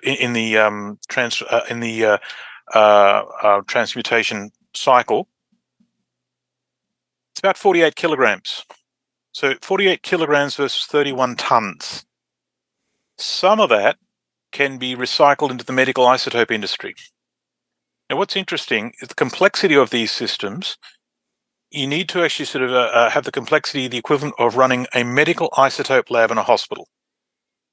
So you've gone from a massive reactor the size of Fukushima to a very small system that you don't need such complex oversight. What's interesting is you can run it with uranium salt in the mix, and you can put small amounts of spent nuclear fuel in. So this system can actually run down the spent nuclear fuel stockpile.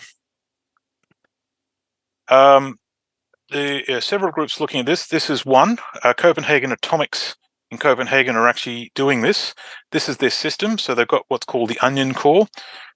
And they're using heavy water to actually control the reaction to make sure it doesn't get too hot and shut down. And they've got heat exchanges, and it's in a sealed box. That is the size of their system. It's the equivalent of a 40-foot shipping container, or 12 meters.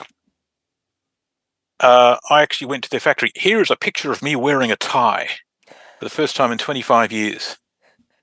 And so, right, so each one of these units, that I'm standing in front of a test rig of half the system. So that's the reactor behind me, and that's the water testing system, and the rest of the system being on the side. I went to their factory, and they had about 20 or 30 of these rigs set up, and they're all testing a part of the equipment that's actually running. So each one of these systems produces 100 megawatts of thermal heat, or about 40 megawatts of electricity. It's a modular system, which means multiple systems can be fitted together.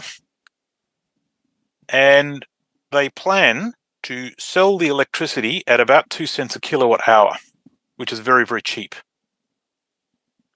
So they're going to have the first system for commercial interaction in 2028. And I would like to see one of these in my project. Right, so what we've got is the idea is concentrated electricity and heat in a small system that can be managed locally. when they actually have one of these systems here, they load 50 years of fuel at commissioning. And every 5 years, they'd come back and actually sort of, strip out all the, in a maintenance cycle, there'll be parts that are actually decayed through, a lot of the steel parts will be decayed through, neutron degradation. A small system. So every industrial site, like a smelter, for example, can have one of these on site. We're looking at a way of decentralizing the power grid. So the massive transport network, the massive transmission grid is no longer necessary anymore. Right. Now, let's move on to the next one. This is actually burning iron fuel. Now, most of our primary energy, like more than half... Can I ask you one question about the thorium before we move on? Thorium, we can get it from seawater, true or false? It's possible. Whether that's a sensible way to do it, I don't know. There's almost every element in seawater in really, really fine traces. Like they claim there's lithium in seawater. How much effort do you have to go through to make a single kilogram of lithium? And thorium will be the same. Thorium is about 3 or 4 times more abundant than uranium. The difference is the vast majority of the fuel will be consumed, whereas uranium, only 3 or 4% is consumed. Right. There is so much thorium around. I actually sort of did some calculations. There is, like 1,200 years of fuel left if all our energy came from thorium. And we put it in a thorium reactor. If we put thorium and uranium together, we've got about 6,000 years of fuel. If we were to go that way. And so Not we're that moving much, into actually. I mean, in the long run, 6,000 years, Well, that's making some pretty savage assumptions there. But based on the mass balance that I've actually got for both uranium light water reactors and a thorium molten salt reactor, where 97% or 96.9% of the fuel is consumed, how much, and if we were to access all known resources that we have at the moment, and if they were actually accessible, how long would they last? And so uranium would, if all our energy came from uranium in the current system, they would last 29 years. Yikes. Nuclear, then we'd have to, there's plenty of, we can go explore for more uranium. We haven't really done it because we haven't needed to. And thorium's considered a waste product at the moment, so we haven't even bothered looking. And so when you say 6,000 years, is that at present levels of energy consumption, or is that forecasting growth? Let me pull that up directly then. Hang on, stop share.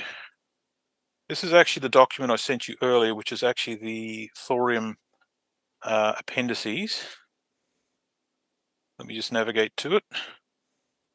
Boom. All right. Let me share.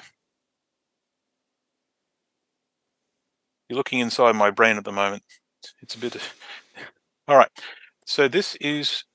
Let me just get rid of that. All right. So this is the actual appendices. Let me just...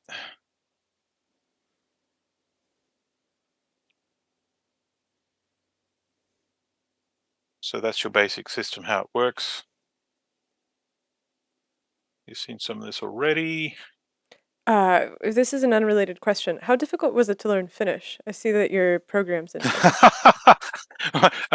I attended 2 language classes, and because I didn't really practice, it didn't take. And so everyone around me speaks English, and all communications are in English. The Finns are disgusted. All right, so what I did here was for 1 year's operation for a Generation 3 plus nuclear reactor, the APR 1400, how much uranium has to go in and how much spent fuel comes out. And this is where the numbers came from last time. I then did the same thing based on a mass balance that was published in Japan for 30 years of operation of an MSR. And based on that, I came up with a flow sheet to hit the same energy delivered to the power grid, electricity, how much thorium needed to be mined and processed, and how much waste comes out the other side. And then based on that, I can then do a direct comparison. So here's nuclear waste. most of it is uranium-238, like 96% is uranium-238. Right, so that's most of it. So here's uranium-238. Here is a nuclear chain where if we were to bombard it with neutrons, which is what happens in an MSR, and because it's liquid, all parts of the fuel access all other parts. And so if some fuel takes a long time to process, like SNF would, that's okay, it doesn't stop anything. So we leave it in there long enough, uranium-238 would then actually go through several decay steps to get to uranium-233, and that is the fissile fuel that runs the MSR. So what that means is spent nuclear fuel can be consumed in an MSR in small quantities. So this is actually a solution for the stockpile of spent nuclear fuel. Right, now let's get down to the comparisons. Right, so here you have on a graph, to generate 1 gigawatt of electricity, we've got 14.8 tons of uranium mined, or 0.089 tons of thorium. We've got to put in a mineral processing plant to prepare the fuel 27.88 kilograms of uranium for the system, or 170 grams of thorium. The amount of fuel that is consumed, like the massive reactor fuel, we've got 3.13 kilograms. What's those two together? Like about 3.26 kilograms versus 1.32 kilograms of thorium. 0.132. The amount of waste produced. So what we're saying here is the amount of waste produced by the thorium system is several orders of magnitude less than what's coming out of the uranium system. Now, to answer your question that you had before, is this table here. Okay. All right. So what you've got here, if we looked at uranium, and if we were to actually consume 29,165 terawatts of electricity, and that is actually the most recent consumption of energy, electrical energy, that we've actually consuming on a yearly basis. Right. So, but if all of that came from uranium, it would have our existing resources and reserves that we know of would last 29 years. If we were to do the same thing, but all of our energy came from thorium in an MSR, all of that resources that we know of at the moment would last 1,306 years. To go again, if we were to combine uranium and thorium together in the most efficient combinations, and if we were to include the spent nuclear stockpile, all of that together input in an MSR system would last 6,260 years. And that's in current energy consumption. And so when people start to talk about, AI starting to run these massive data centers that take in a day the amount of energy that it takes to power a city, that's not taking into account the massive transition of energy consumption inside of the compute sector. That's if we go that way. This is actually data that we've got now. We don't know what the future is going to be. But I mean, even based off of these numbers, even if it, 10x increases the amount of energy that we're using, this still provides 600 years. That's correct. Roughly. So it's like, that's correct. Now that's enough runway to be able to start thinking about what comes after and figuring out how to power the next 6,000 more years to figure out fusion. So if you look at that table that's on the screen at the moment, the spent nuclear stockpile would buy us 78 years at current consumption on its own. Right? That is something like 2.5 times what the current uranium resources would give us. And that's in combination with the thorium inside of these MSRs. Yeah, that's if you were to combine it all together. So at the moment, these systems are relatively, they've been around for decades. They do work, but they haven't been allowed to be optimized and engineered into a commercial system. So how efficient could they be? Well, we haven't done the work yet, so we don't know. But at this level, they do work, and everything in the purple transition Most of it's at pilot scale. It's a commercial scale. It's being developed by someone somewhere. And you think the primary pushback to this comes from the extant nuclear industry? That's interesting. So when I was looking into this, I asked the basic question: why is it that if thorium was so great, how come we haven't heard about it? Right. In 1972, when that Oakland Ridge report was released, they were at the decision point. Now, at the time, they didn't have an energy crisis. They didn't have a resource crisis. They didn't even have an environmental crisis. What they had was the Cold War. And at the time, the US military in particular were calling the shots.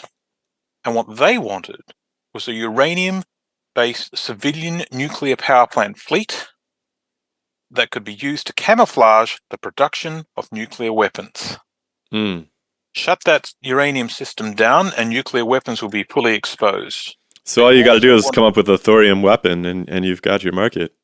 So, well, it's actually harder to make a nuclear weapon from thorium.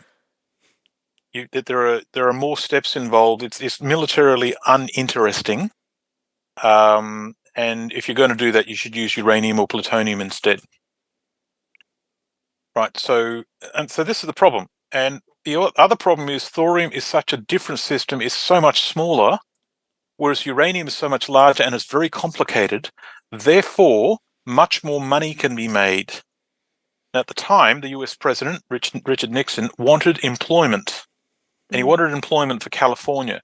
So the decision was made to kill off thorium and support uranium. And now you've got an incumbent business protecting its business interests.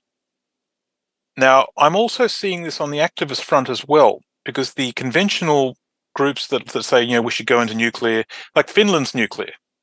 Finland's very successfully nuclear. And we've actually now got our own deep geological repository, the first one in the world. So the Finns are doing it properly, unlike everyone else. Right. So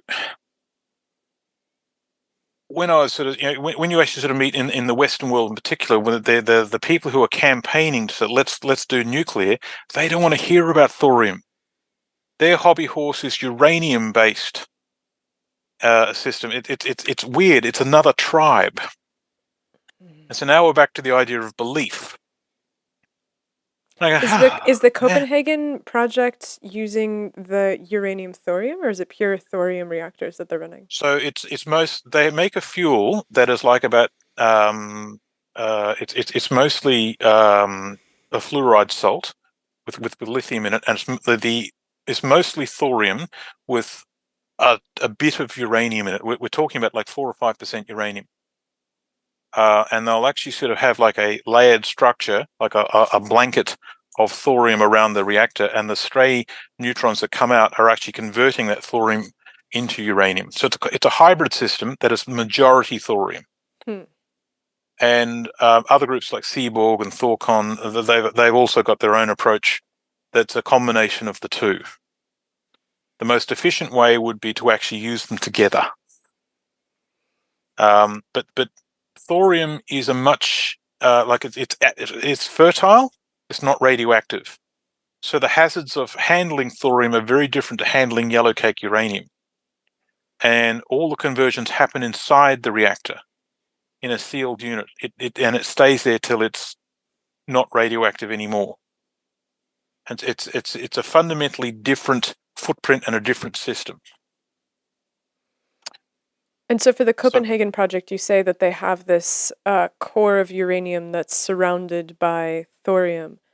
In a reactor that's actually using both thorium and uranium, would it? So it's like mostly thorium with a relatively small amount of uranium to start with, and then you've got the cycle of. I'm hoping you can see this. Mm-hmm. Yeah, let's full screen it. So this is so you've got the red is the fuel salt. So it's a combination of lithium fluoride, thorium, and uranium fluoride. The uranium is it's only a couple of percent. Most of it's thorium. So the red is the actual stuff that's actually with a full-on neutron cycle. The dark blue or the blue that you're seeing here is the uranium blanket that sits around it. Mm. So you've got a heavy water blanket, sorry, and then on the outside you've got your blanket of lithium fluoride, no uranium. And so the stray neutrons that are coming from this are then being embedded into the uranium, into the thorium blanket to actually make more thorium fuel. And it's a cycle that goes around and around and around and around. And you've got your heavy water that's in there to actually control the reaction to make sure the temperature stays within a tight bandwidth.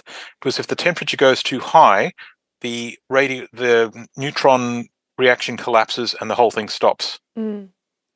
And so how different is this in design from the design that you say would give us 6,000 years of energy I'm using the numbers I actually based on is what's called the Fuji system.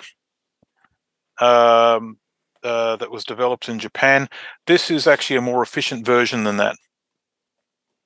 So I'm actually going on a published mass balance that was done in 2008, which is 20 years old, 15 years old. Got it. Whereas this is a more innovative system again. That's what I'm saying is we don't know how efficient these things can get because the work hasn't been done yet. Got it. I would suggest this system might be a bit more efficient, but there's so many safety features that have been built into this, which involves a reduction in performance. They've really sort of gone all out to make sure that all safety concerns are actually looked at. But what that means is the heat generated is 560 degrees instead of a potential 700 or 800. So yeah. Anyway, so back to where we were. All right. This is actually the next step, which is the burning of iron powder. So most of the energy consumed in our primary energy is associated with manufacture, where we're burning stuff for heat. So if we knock out coal, just say no more coal, that's it, it's fossil fuel, get rid of it. Most of our manufacture would simply stop and we have no real feasibility thing to replace it. So here is the actual temperatures that we need to get to.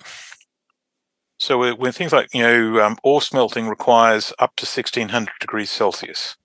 Making cement, that's about 1400 degrees Celsius, and so on. So there's a whole lot of industrial things that require heat, high-end heat. Now, if we were to do this without using coal, because at the moment they burn a lot of coal, and that's how they, sometimes they use an electric arc furnace, but they can only do that in some applications. A lot of the time they actually need the coal or some sort of thermal fuel. So what's on the screen at the moment is a series of heat that is possibly generated. For example, what comes out of a conventional nuclear system is around 800 degrees, and a thorium molten salt system is 560 degrees. Conventional nuclear is only 300 degrees Celsius, whereas a geothermal system is only 190 degrees. We need to get up over 1,000. So the top three is biodiesel. We can burn that and get up to 2,200 degrees Celsius. But to do that, we've got to make the biodiesel with all the biomass, and the planet can only supply so much biomass. How much biomass do they need to supply to replace the coal, which is actually compressed biomass? You can burn hydrogen. That gets us around 2,090 degrees. You've got to make the gas, hydrogen gas, so with electrolysis. Or you can use direct electric resistance in like an arc furnace, and that's about 1,800 degrees. And that puts more pressure on the electrical power grid. They all have their place, but what should replace coal? So what I'm proposing, or what has been proposed, is the combustion of iron powder. So this is iron powder that they make in the paint industry. So it's a fairly mature thing, making pure iron powder. If you burn it, you get up to a theoretical 2,000 degrees Celsius, and the people that are doing this are routinely getting around 1960. So it's very high temperature. Does it have to be like a purified form of iron? Yeah. So making iron powder that is pure iron, but particles that are, say, like 100 micron. They use it in the powder coating industry, or the 3D printing industry is the other. The way they make it is they melt the steel, they melt the iron, and while it's molten, They force it into a spray chamber, and then when the droplets cool, that's your powder. So it's a mature technology they use already. But if we have that heat, so 1 ton of iron powder gives us about 1.6 to 1.9 megawatt hours. And how much energy do you need to produce a ton of iron powder? So once you actually produce it, that's about 0.6, but you can recycle it. And that's where things get very interesting. So we'll come to that in a moment. So once we have that iron, we can burn it. We can make hydrogen using the sulfur iodine cycle. We only need 800 degrees. That used to be far too hot to be useful. You can't do that with, say, nuclear or solar power very easily. You've got to need another step again. But we can do it directly. We can do all our manufacture and our smelting through the burning of iron powder. So here's where it gets interesting.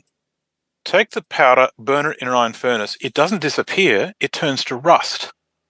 Pure iron powder goes to iron oxide. So oxidization reduction. Now that rust can be converted back to pure iron powder by either putting into a hydrogen atmosphere or an electrochemical reduction, or and that gives us our pure iron powder and can be recycled. Here's where it gets interesting. You could also use syngas, put it into a syngas environment, and that syngas can be made from dried human sewage. Take sewage, which is a problem that has to be solved in a human settlement. You put it into a furnace and you heat it without oxygen, called pyrolysis, and anything organic turns to syngas, which is a combination of hydrogen and carbon dioxide and carbon monoxide. That gas, if you then push it through into iron powder in a dust, in an aerosol form, will strip the oxygen off the iron oxide, right, and it will chemically transform, and you're left with pure iron powder if it's the right temperature. So now you've got a symbiotic relationship between a human settlement and the ability to recycle metal fuel. Now, so how big of a human settlement do you need in order to be able to produce sufficient iron powder? I haven't done those numbers yet. That's actually on the list of things to do. Okay. What you can, what they say, like that, you can, for example, just put this into a hydrogen atmosphere or electrochemical reduction, which can come off a thorium reactor. Now, I still have yet to actually get the actual numbers out of the people who are doing this, because these are commercial secrets. There's a group in Copenhagen again called Metalot. And in 2020, they had a proof of concept and then a prototype in 2022. The picture on the screen there is a furnace that would fit in your living room, and it's a 100 kilowatt system, and it's in a Bavarian beer brewery, which I find very cool. Of all places to put it in. So they've got a prototype, and what they've done here is they put through 5 cycles of recycling the fuel, where you burn it and you've got iron oxide, you recycle it, and then you put it back in, and so on. And so they're doing it differently to what I'm proposing. They're going straight in with the energy associated with the hydrogen. So I'm actually sort of taking their commercial product and using it differently to what they're doing. But they've recycled the fuel 5 times now, and they've initially had about 3% loss, very fine pure iron powder being lost out the chimney. That's now down to 0.3 through some innovations they've actually sort of had. So there's no gaseous offtake. I ask questions like, does the fuel agglomerate? Does it become more magnetic? They said, well, they've got around all that. Now, they were reluctant to tell me the details because this is a commercial secret. But the idea of actually sort of making the fuel in the first place is 0.6, and you get like 1.8 out. So you've got a 3-to-1 ratio in the first cycle. And then if the sewage idea works, I've got to work out how much energy is involved with that. But the sewage itself is an energy source. So, yeah. mean, it's a pretty fantastic. If it's feasible at scale, it just is extraordinary. Keep people on that. Make sure everybody's on that high fiber diet. So a thorium reactor might seem a little bit high tech. Burning stuff for giggles, we know how to do that. This is a coal substitute. We could take our existing coal power plant fleet and refit them to burn iron powder. How much iron powder do you need to produce, let's say, a kilowatt of energy? So you've got one back here. We had Yeah, we did this already. I'm sorry, I forgot. So yeah, it's all good. 1 ton, 1 ton of produces iron powder produces between 1.6 and 1.9 megawatt hours of electricity of thermal heat. And how sustainable is our iron supply? I guess this planet's mostly iron, so it shouldn't be a big deal. There's no resource shortage associated with iron mining at the moment, but back in the circular economy, everything that's in industrial waste is full of iron, like a smelter product's full of iron. And so there's unconventional ways of actually getting that iron, and we can talk about that in a moment. So, but based off of this, it would take about 2,500 tons of iron powder to power a city like New York. But Sure. Because you're using a combination of fuel sources, what you're doing is you're taking this resource-intensive process, which is the iron combustion, and using it only for the production of the super high energy stuff. So it's not like it would be the high temperature stuff. High temperature stuff. It's not like it would be the sole power source. It would be the power source for the stuff that takes the massive heat. So yes, this is actually will take out one part of the system, not the whole system.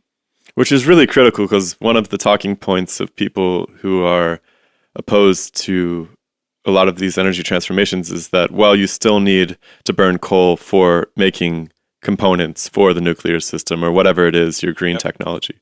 So I think this is really, really critical. And so you'd only really need you'd need 2 tons of iron powder to make a ton of steel, because you need about 4 megawatt hours of power to make a ton of steel, roughly. Something like that. So I mean, then if it's circular and you're just constantly recycling it and you're not losing very much, then that all of a sudden starts to seem Here's feasible. the funny part. Anything that rusts is actually a power source. So you don't have to mine it out of the ground. How much the Americans have a region called the Rust Belt. And a lot of the environmental problems like acid mine drainage do come down to iron content. In a lot of mining tails, there's iron, and that it's not economical. I'm just saying you've now got an economy of iron, and iron is a very abundant element. Love it. So the idea is to actually make a decentralized system that's smaller in footprint, that once is built has a much lower consumption rate of raw materials, but are still able to deliver heat and power. Now I've got a map of the purple transition when we're done, we're describing all the parts. But each one of these things is to be done at pilot scale in a decentralized form in a fundamentally different society. These are the foundation blocks. And so this is quite a different paradigm. And so maybe we can check out the other 2 legs, because we're closing in on 3 hours here, and I want to make sure we get through the purple transition. Right. Let's rocket through this. I think what we're going to have to do, Simon, is I think we're going to have you come back, and we'll do a separate episode about the Prometheus Project, because it's just too important, and we're not going to be able to get to it all today. And I don't want to bury it at the end of let's if we can have a separate conversation about that, I think it'll be better for everybody. Sure, we can do that. This is important though, because these are the steps that make the Venus Project, the Prometheus Project possible. All right, make batteries out of something else. So this is actually a chart that you see on the screen. You've got a chart, a graph between the theoretical volumetric density and the theoretical gravimetrical energy density. So what you've got is a theory of isotopes coming together to make a cathode and a battery. Lithium is in the bottom left-hand corner, and everything else on this graph is better, because it needs to be like to the right and above. What prevents us Sodium from ion, having these batteries right now, right? We have magnesium ion here, metal air, metal sulfur, fluoride ion, disordered cation materials. Like, is it just that we haven't figured out how to make these yet? And they're only theoretically no. possible? So the fluoride in your toothpaste can be made into a battery, and that's that big green blob in the center. Mm-hmm. So you've got sodium, which can come out of sea salt, or fluoride, and they're all industrial waste products. A friend of mine, g'day Riker, is actually based in Estonia at the moment, in the University of Tallinn, and is actually making these in little batteries, and then is testing them. And the chemistry is quite simple. We have collectively put our hats on lithium chemistry saying this is the best. It's certainly not the only. We're now starting to talk about sodium, the batteries, which are that little bit there. What's bizarre is the work that I've put together shows that the green transition won't work. We don't have the minerals of lithium, but I still cannot get people to talk about funding alternative battery chemistries. They still want lithium to the exclusion of everything else. Anyway, so the idea is Is that just does that just come down to them being more comfortable with what they already know? Are there dangers associated with the other batteries? Are they more volatile? Not that I know of. Not that I know of. It's a belief. They believe lithium is the best. That's what they've been told. That's what they tell each other, and so they exclude other things. All right. Now we're back to the same idea. We've got to get out of our own way. The solutions are there. It's not even theory. It's been demonstrated.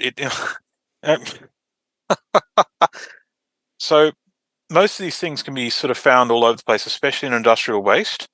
The valuable part becomes processing and refining into something useful. This is a circular economy action. Ammonia. So this is the fourth line. Internal combustion engines use petroleum products like gasoline as a fuel by burning it. You can do the same thing with ammonia. Now, ammonia is one step beyond hydrogen. You take hydrogen, you turn it into ammonia. Again, in Copenhagen, the company that actually called Maersk is actually developing these motor ships, and they've got a motor that's been running now for 4 months continuously, and they're testing it. So how do you get these big ships to drive around if we're not allowed to use oil? Ammonia can be stored and transported much easier than hydrogen. That's why they're doing it. Hydrogen is really difficult to store, really difficult to transport, and it insists on being in gaseous form. But the technology for making ammonia is mature. The problem is ammonia is toxic to living things, and it needs to be stored under a low pressure. You store hydrogen in 700 bar tanks. Ammonia can be stored as a liquid in 300 bar tanks. The problem is an engine that's not tuned properly will have a small amount of unburnt ammonia coming out the exhaust, which is, and you've also got the problem of the exhaust plume that comes off these things, a nitrogen dioxide or nitrogen-related exhaust emissions, which are a problem. They claim the catalytic converter systems have that sorted. Whether that's actually true, I don't know. But the last one, the unburnt ammonia and the exhaust, means we're not going to see these in large numbers in cities, like concentrated human settlements. Is the nitrogen dioxide the same as laughing gas? Yes. So you'd have some happy people, I suppose. Hilarious. Yeah, that might not be all bad. Why are people laughing? Well, their ability to maintain the engines disintegrates precipitously as the engines start to break down, I guess is the problem. It's a different maintenance cycle, but Toyota reckon they've done it. What's the power density of ammonia versus, let's say, petroleum? Like a gallon of ammonia versus a gallon of petroleum? I can't remember the name offhand, but ammonia is much less than petroleum. Petroleum's a much more efficient fuel, which is why we use it. But if we take petroleum off the board, what do we use in its stead? Toyota has claimed it's got a version of the ammonia engine for a passenger car. Now, for reasons previously stated, I don't think we're going to see ammonia fuel passenger cars in cities because of the safety problems. And it looks like it's about half as energy dense as gasoline. It's something like that. It might be something like 40%. Sure. Like there's a reason we use petroleum, not ammonia now. But what this tells me is the technology is mature for a small engine all the way up to a large engine. So we can put this, for example, into an aeroplane, like a prop aeroplane. So it's going to be for transport, like in a ship out to sea. So if there is a problem, we're not going to hurt a lot of people. Or on a train going between cities, like a freight train, or what have you. So electrical generation, we're coming to the end here. It's going to take all existing systems for resilience in the face of volatility because they're different systems. Wind and solar get no buffer at all.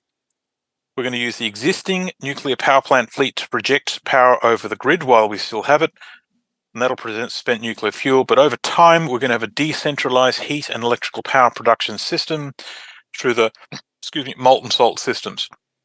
Over time, I believe this will become the primary energy generation system. Decentralized power systems that are small in size and are applied on a small scale. So short-range transport, passenger cars will be a combination of electric vehicles and hydrogen cells powered by sodium and fluoride batteries. But we've got to expand the power grid to charge those cars. Heavy vehicles be hydrogen fuel cells, but you've got to produce the hydrogen. And that's possible now if we can burn iron powder and use seawater to do it. And then we've got to recycle the iron powder. Now, originally when I did this, I'm going to use a thorium reactor to do that, but if I can actually use human sewage, that reduces the footprint again. All right, long-range transport, ammonia-fueled ICE. So all our maritime shipping, our aviation in its new form, rail in its new form are all ammonia. So we've got to produce the ammonia, which means we've got to produce the hydrogen, and now we're back to burning iron powder and seawater. The secret sauce is we do it in a decentralized context. We don't have to store hydrogen anymore. We make it as we use it in small hubs. The hydrogen economy is back in business, whereas before, with electrolysis, it wasn't practical. All right, so the full system is this. You've got your reinvented resource system in the center, thorium MSR, combustion of iron powder, ammonia-fueled ICE, and the production of batteries. So the thorium system will generate electricity, which is our electricity demand. It will also charge the electric vehicles, which is our passenger car fleet, which is most of it, which will be powered by sodium and fluoride batteries. The combustion of iron powder will go to steel production, manufacturing, and production of hydrogen. That hydrogen will power our heavy vehicles in the hydrogen fuel cell fleet, and that hydrogen will also produce ammonia. That ammonia will fuel the ammonia-fueled ICE fleet, which is all our heavy, long-range stuff, shipping, aviation, and rail. The thorium reactor will recycle the iron powder in a cycle for the combustion of iron powder, but now we've got the system of using human sewage in a syngas operation, which would accelerate this and reduce the footprint of that last step. What you're looking at is a network of technologies that interlock with each other. The thorium supports the combustion of iron powder supports the ammonium fuel ICE. I can now deliver concentrated amounts of energy and heat in any weather conditions, anywhere in the world. There is no waste plume off this. Or the only waste plume really is ammonia-fueled ICE, whatever comes off that. Right. So we've taken off the board all industrial waste plumes that are associated with carbon. We have shrunk this footprint down. Every system that you see here, with the exception of the batteries, will last. Actually, let me rephrase that. Thorium MSR and the combustion of iron powder, those systems should last something like 50 years. Your ammonia-fueled ICE will probably last something like, there's a maintenance cycle I don't quite understand yet. Is it 10 years? Is it 5 years before it needs to refit? This is technology we need to look at. Sodium and fluoride battery chemistries, well, that's a can of worms at the moment. Batteries tend to last about 7 or 8 years at the moment, but they think they can get it up to something like 30, 40 years in theory. The other thing to look at here is the metals and minerals behind everything that you see on the screen is mostly iron. A thorium reactor is made of steel, stainless steel, and nickel. There are some exotic components in it, but there's far less of them. Combustion of iron powder, that is mostly steel, brass, aluminium. The ammonia-fueled ICE is essentially the same as our current ICE fleet, which is mainly steel, magnesium, aluminium, copper, but mostly steel. The sodium and fluoride batteries is relatively unknown at the moment because they haven't been sort of developed. Right, but we are now have contracted the whole system down, and we're now falling back on the conventional base metals, which we have a lot of. We can now assemble these building blocks into a society that is actually much smaller in size and footprint. Energy, transport, electricity can all be done on this network. And so this is the thing, AI art. This is the idea that there are multiple black swans coming in, multiple. Some of them can help us, and some of them will just scare us. What is clear is a integrated system of information-based handling and use of resources in a systems-based context, cradle to grave, is needed, and that's across the board. And that's going to define future systems. So we've got to be smarter about what we do. We've got to be talking to more parts of the system to make decisions. Anyway, that's. Yeah, man, this is freaking amazing. Like, as far as presentations that we've had on this show, I feel like the solution set has never been more clearly articulated. And I don't know if you're right about all of these things, but they sound extremely promising. So they're in commercial development most of the time. There are bottlenecks and challenges in front of some of these things, but those challenges are far less than what's in front of the green transition or the existing fossil fuel system. And so someone needs to go and do it, get their eyebrows singed and tell us the answer, and then it'll evolve on to the next step. And that's kind of what you're talking about with the Prometheus Project, which we'll get into next time. So what I'm doing there is, for the last couple of years, I've presented many times, a couple hundred times now, to people of all kinds, and often to people in positions of responsibility. And they've all looked at me like a glassy-eyed, stunned mullet, and they asked me what they should do, which I was very demoralized at first. But then it became clear that I was in a unique position, and also the thinking of it. Remember the time on the farm a couple of years ago? That really helped me clear the head and helped me sort of break out of the normal lane of the conventional career. I can break out. What had occurred to me was our existing leadership is part of a system that has a momentum. It's not that people are stupid or self-serving. It's that they have a latitude of action that they can take before they are replaced by the system. A politician can only make so many changes before people will say, no, get out. Right, and these changes are so large and so fundamental that it's not sensible to do.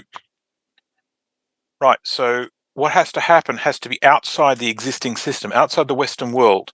Because if you try and actually do anything too radical, the incumbent system will step in and say, no, you're interfering with our business.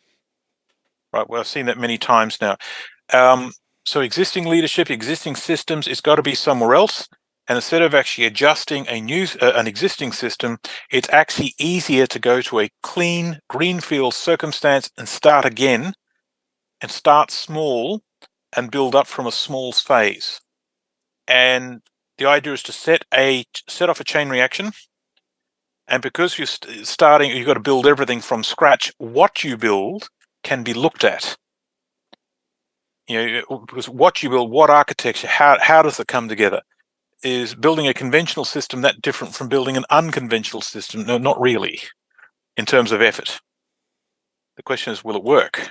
Right, so what's needed is an innovation hub that has the permission to look at unorthodox ideas. Many of them we already know, but have been rejected for ideological reasons. And the same innovation hub has to turn those things into pilot-scale engineering ideas, so people with money can look at something and say, this works, here is a physical example. Whereas at the moment, they're told that's fake news. Right, and that's what we need to break out of this. And so I want to build a settlement that looks at that And so I'll be interacting with other such groups all over the world, not just Venus, but everything else as well. And we will trade. I'm going to do this bit. They're going to do that bit. I'm going to call them in and get them to do their bit when we are ready. And that becomes the Prometheus Project. And I love it. the plans for that are equally detailed and incredible. So I really want to take another 3 hours to go through Yeah, the we can do that. Prometheus project. We will fill that 3 This- hours too. Yeah, I believe it. I mean, this has been amazing. This has been one of my favorite conversations I've ever had about the energy future of the world. And I feel actually really excited to talk to a lot of other people now and put some of these ideas in front of them. It's just Sure. it's optimistic in a way that's really rare to run into. We've spent And so practical. much we've spent so much time talking to people, yeah, practical too. So much time talking to people about the problems, and everyone gets to the end of the presentation and they're like, yeah, shit's fucked. Sorry. And So, but what? Yeah, but so the problem is people will see things in isolation. We'll only look at one little bit here or one little bit there, but that plan, the plan for Prometheus, will look at the resource problem. It will look at the climate change problem. It will look at the degrowth problem, and it will develop a new relationship with the planetary environment, and it will change money. It will change energy, and it will change resources, all in one step. I'll be the first one there if you'll have me. We need 10,000 people. Yeah, well, we're on board. We already There's decided. 10,000. but you've got two at I least. saw one picture of it and I was like, "Yep, I could do that." I love that the like philosopher's tower is at the center of the place. We don't have to get into this right now, but Yeah. it seems like my kind of city. I think that people need something that they can believe in. And you look at Yeah. the green transition and the way that it's being run and how it's become institutionalized, and it just turned into a series of talking points where everybody who needs to make a dollar is jumping on it, and they're having these arguments with people where everybody's just locked into their tribes, and there's not a lot of there's just not a way forward. And so having something that identifies the problems, categorizes, and then dreams so big is I just it's what the world needs. It needs more of it. Have you put the purple transition into a book, by the way? No, it's going into a report called the Hawaii Report, and Because it seems like it would make a beautiful short book, just to highlight So- this package of ideas. so it's going into a Hawaii Report, which is everything together, and it's one scenario of 10. And when they let that out, the idea is to write a bastard report full of so much detail people don't realize what's just past their nose, that it doesn't occur to them to stop it from happening. I've been studying fifth generational information warfare. You know, the art of the badly written appendices. Right, the information's already out there. Sorry about that. And so when you actually then write it directly, like into, say, a journal paper, don't know about this, hasn't been referenced, but you reference something that's already out there. Gotcha. Trojan horse. That's clever. So let me show you something, the idea of dreams. This is actually worth, let's tease it. this is what I presented to the University of Florida. All right, go away. Why does it go away? Why is that? Oh no, I'm it's trying to okay. get It's not blocking it anymore. All right, so this is actually the first of the solution set, and a walk in the light green. And there was a bloke I used to work with in Australia was a Vietnam vet, and he told me the idea that when you actually sort of go out and patrol, and they give you the mission briefing, and up on the wall they actually show you this map, and light green meant light cover, which means you could be ambushed. They could see you, but you can't see them. You're going to get shot at. And I actually wrote a song about it, like I was only 19. So this is actually, here's the solution set, but we're going to get shot at. Mm-hmm. So why is that not? Okay, so hang on. Come back here. All right, so I had this idea of, this is actually quantum foam at a subatomic level. right? It's actually a picture of a simulation of what we call quantum foam. And then I actually tell the story of the rainbow serpent from Australia. This is the Aboriginal creation myth, where the world was created by the gods and the Aboriginal ancestors, and they dreamed a new world. And so I describe that. So what's upon us is another dream time, where we've got to dream an entirely new world from entirely first principles, and that's what's upon us. Yeah. At a really fundamental level. Anyway, thought That's you'd like that. beautiful. Yeah, it's fantastic. Yeah, let's get into it again. Let's book another slot and get deep into that. Okay. But it's beautiful, man. It really is. I'm really, really impressed. So come with me and help me do it. Yeah, Yeah. we'll be there. Totally, all in. I'm on the first ammonium-powered train down. And so if we've got like another time slot, we can actually sort of look at some of the unconventional energy stuff that I had to actually remove from my reports, and I'm now writing a book about. This is the more theoretical physics stuff, like what was Nikola Tesla doing and what did it mean? Oh, that might be a third podcast. How are you so prolific? Like, do you have a structure for working that you figured out for yourself? So for about 20 years, I worked my buns off like anyone else, and tried very hard, and it was like shouting into the void. None of it worked. So I come here to Finland, and the people I'm working with, like the management I met at the time, for the first time ever, I could ask them or talk to them about some challenging stuff, and they didn't run screaming from the building.